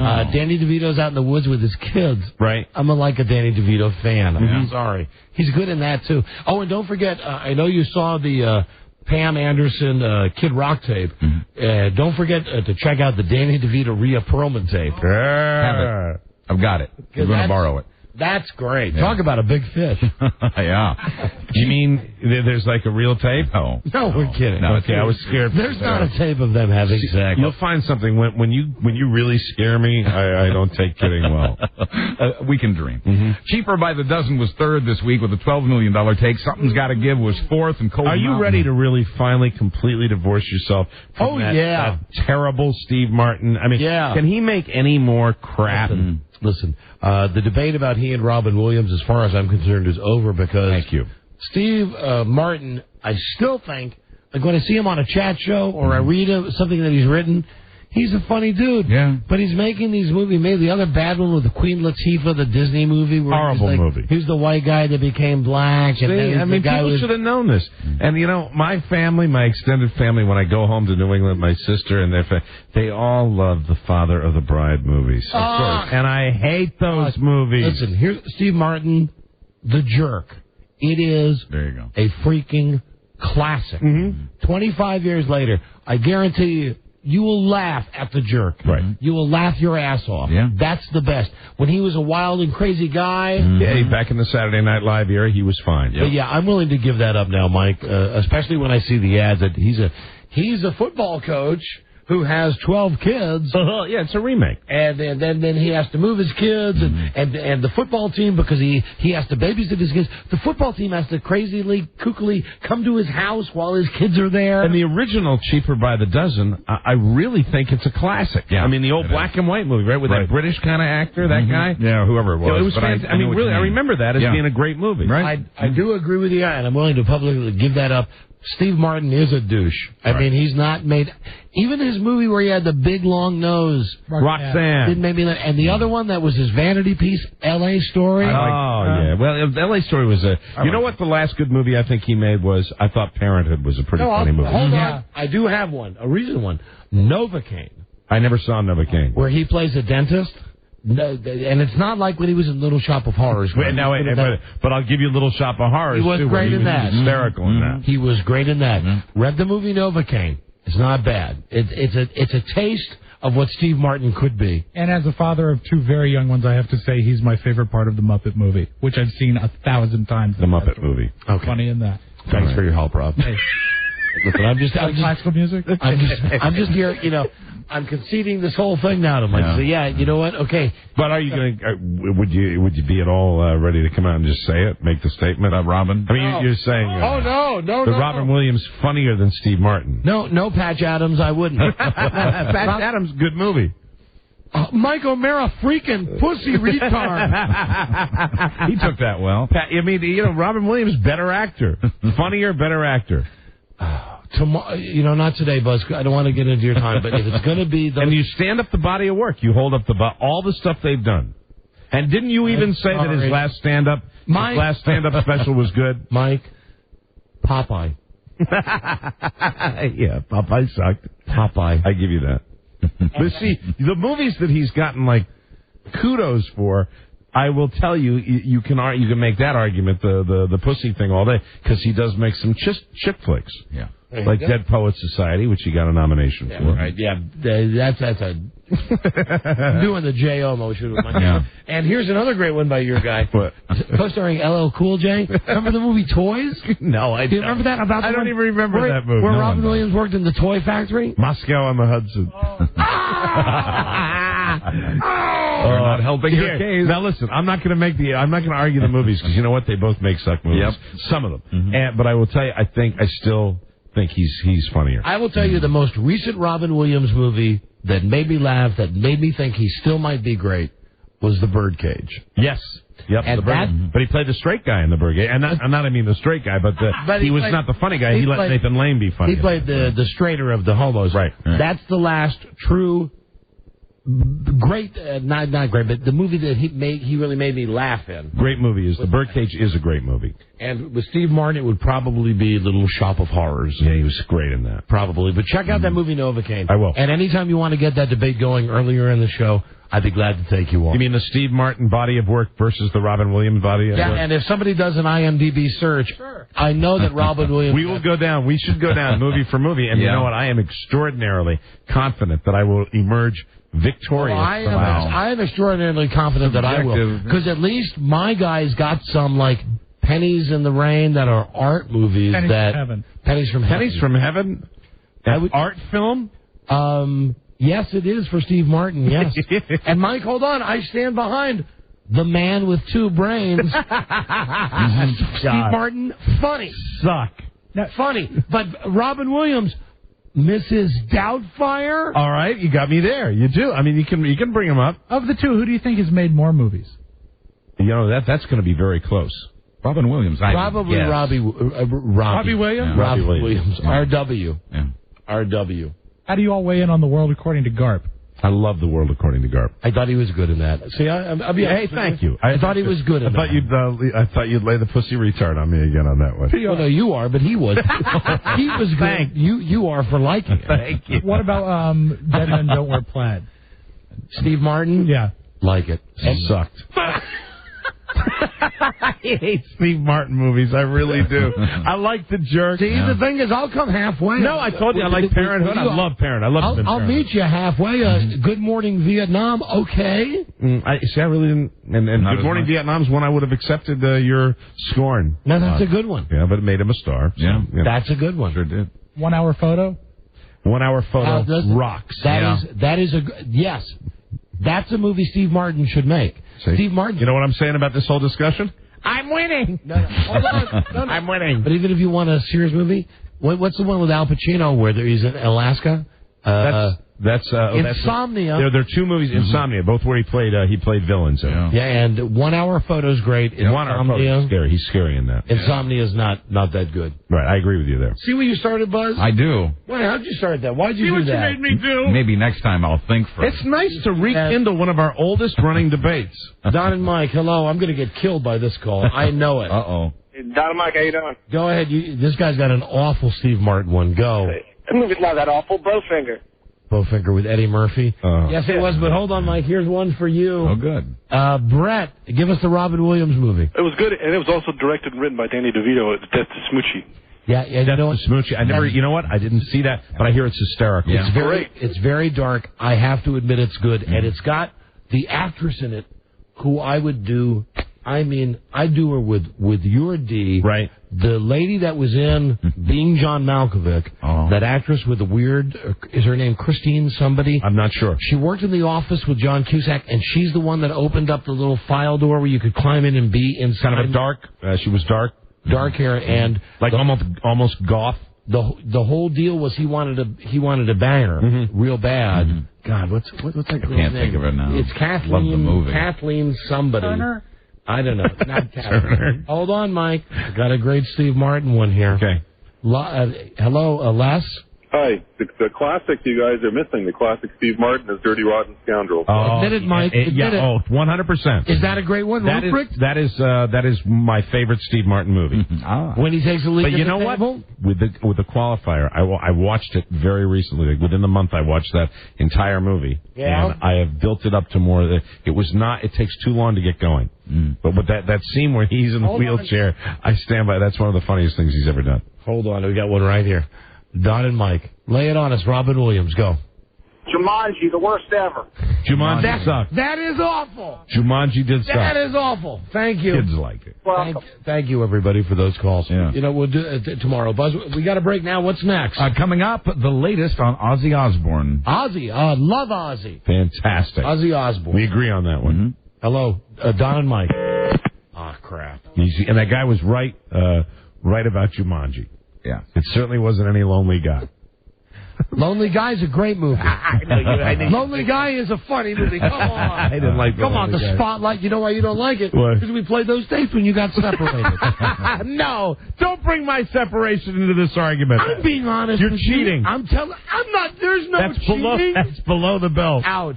There are a lot of movies that you love that Steve Martin was in that I do not concur. What about the Three Amigos? Three Amigos is one of the greatest suck movies of all time. Three Amigos it equals could not have funny. sucked. So funny. Three guys that think they're so funny and You're it sucks. wrong. You're wrong. God, that's a great movie. And put all those guys in a boat, send them out to sea.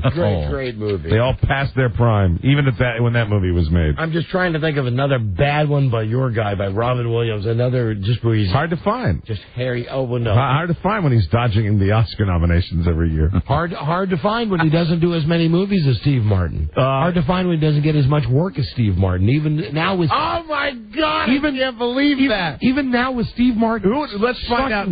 I guarantee I agree that he gets more offers than Steve Martin and gets more bling when he does a movie than Steve Martin. Absolutely. In a minute. Listen, even having said Robin Williams equals bling. Even having said Cheaper by the Dozen sucks, right? And that movie with Queen Latifah sucks. Who is hotter right now in Hollywood? Who's more bankable right now? Bangable or bankable? Bankable. Robin Williams. Steve Martin. Bicentennial Man? Which is that? Oh, that's a great one. He sucks in that. That's where he's the robot. Jacob the Liar? That's his Holocaust movie. Get out of here, Charlie. Charlie, I'd appreciate Sue on the other side, please. I'm praying him out. That's just how this comes so far. Wow. Hey, hold on. I'm looking at my guy here. Mike. Planes, Trains, and Automobiles. Yeah. Got to give you, a nod on that one. Yes, Joe. Hi, Joe. What about Pennies from Heaven? Yes. There you go. Thank you, Joe. Thanks, Joe. Robin Williams appeared unbilled in Shakes the Clown. Really? Yeah. Oh, my God. I don't know. Is that a plus or a minus for you? The Bobcat Goldthwait. I never saw it. We only got 10 minutes left for Buzz here, so we got a break. What, Charlie? Flubber.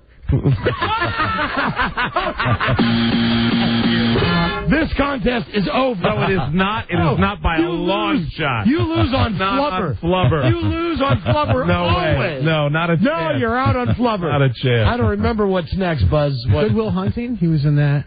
Thank you. Faggot. That answers the question about that. We'll be right Academy back. Award winner. We'll be right back with hetero and faggot. Oh, stop it. Good Will Hunting. That's right. Stop talking about yourself. Don't call yourself a faggot. Don and Mike Show. Chad, yeah, the girl you're thinking of is Catherine Keener. Yes. And she's not perfect, but goddamn is she sexy. She truly is. Right. Who do you like better, sir? Robin Williams or Steve Martin? Got to go with Robin Williams. Yeah, see? See a good header. No, he's a faggot. He gives you the woman's name. We'll be right back. This is the Don and Mike Show.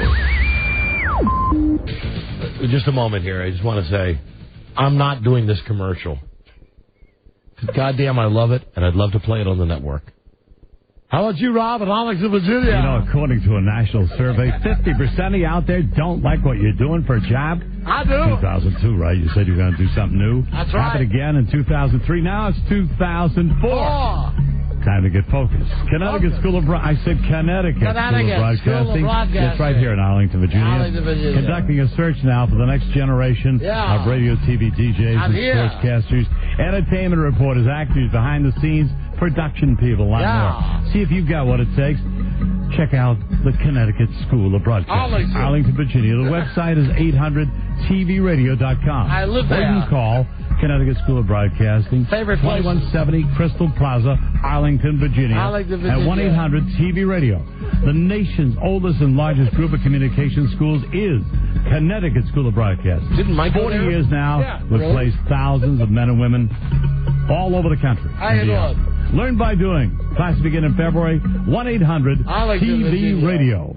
Alex in Virginia. Lick it. Doing business is a pleasure with Pal at Fair Oaks Dodge. God. Driving automotive treasure, park it in your own garage. Another great one. For trucks and vans and new sedans, there's no complaints to lodge. How you doing? Come by, don't be a stranger, you're a Pal at Fair Oaks. There's my pal Larry. My pal Larry at Fair Oaks Dodge wants you to know that with every new and used car they sell, you get free oil and filter changes for life. Gosh, I hate to interrupt. It's all been so incredibly fascinating and entertaining and instructive. Really, the time has just flown by. The Don and Mike Show.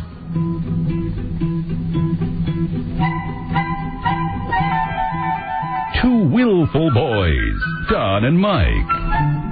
Ah, yes. Hey, do you think we've run that Joe movie thing into the ground yet? Hi, Buzz. Sorry, I didn't have your mic on. No, I don't think you have. What, the Joe movie thing? Remember that the sex for retards? No, I'd like to see more of it. Yeah. I wanted to see what's the one Rob wanted? Rob wanted the one like being a girl. No, it's wonderful being a girl. And of course my favorite, LSD, Insight or Insanity. All right, I'm going to put it on the list for tomorrow. Please do. I think there's more. It's just not the trainables that is good on that. I think there'll be a lot of stuff. School films about sex ed and drugs. Great. All right, well hold on. I've got on the list for tomorrow Joe's sex. Joe's movies, right? And also, I guess they're going to do the research in the back room, sure. And we'll actually have the Robin Williams versus Steve Martin. Take our feelings out of it. I think we should probably go movie for movie and see where he scores. And you know what?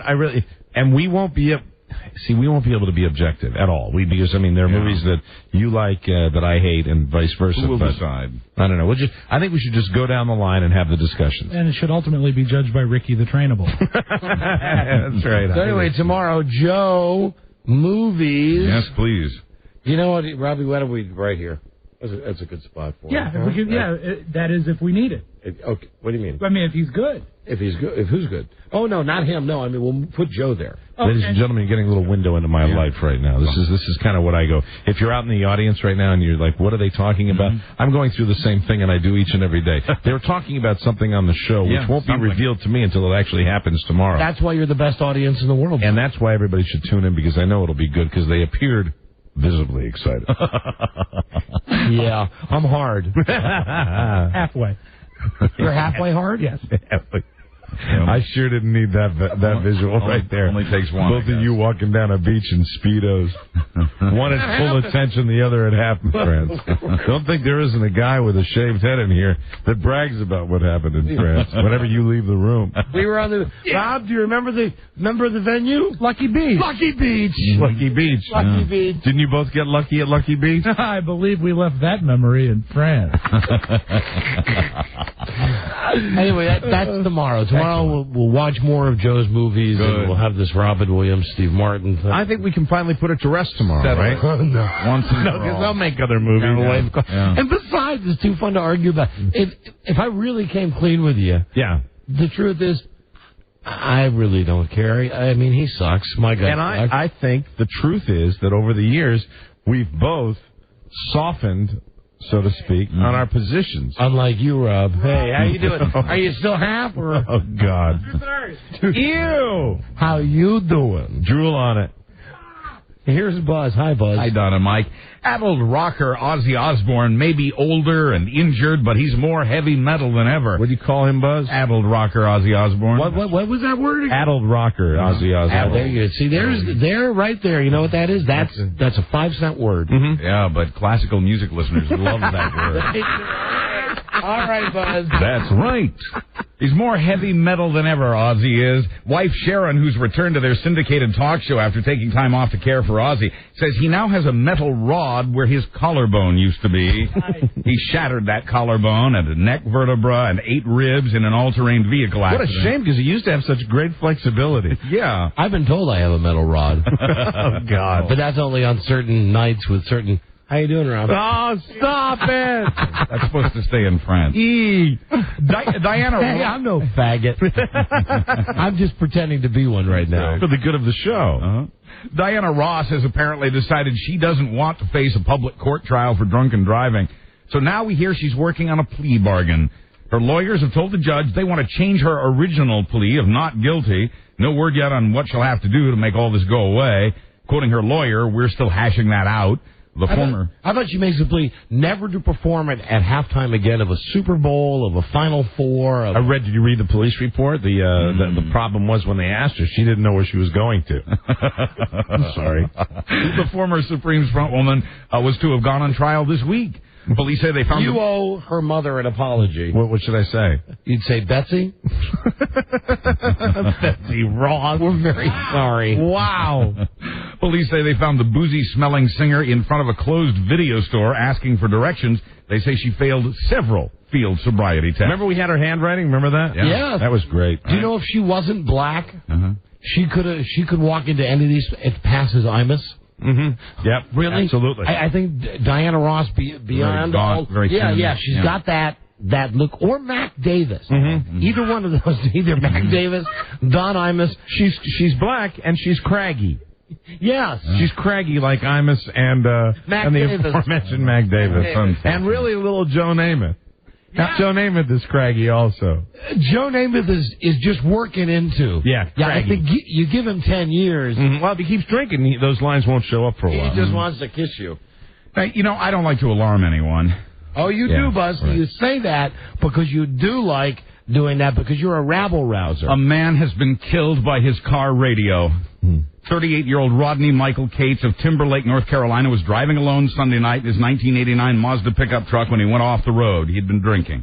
The angle of the culvert sent his truck into the air, and although it landed upright in someone's yard, the truck's radio popped out of the dash and hit him in the head. Yeah, I don't remember. We're now advising our listeners to wear helmets. Very good.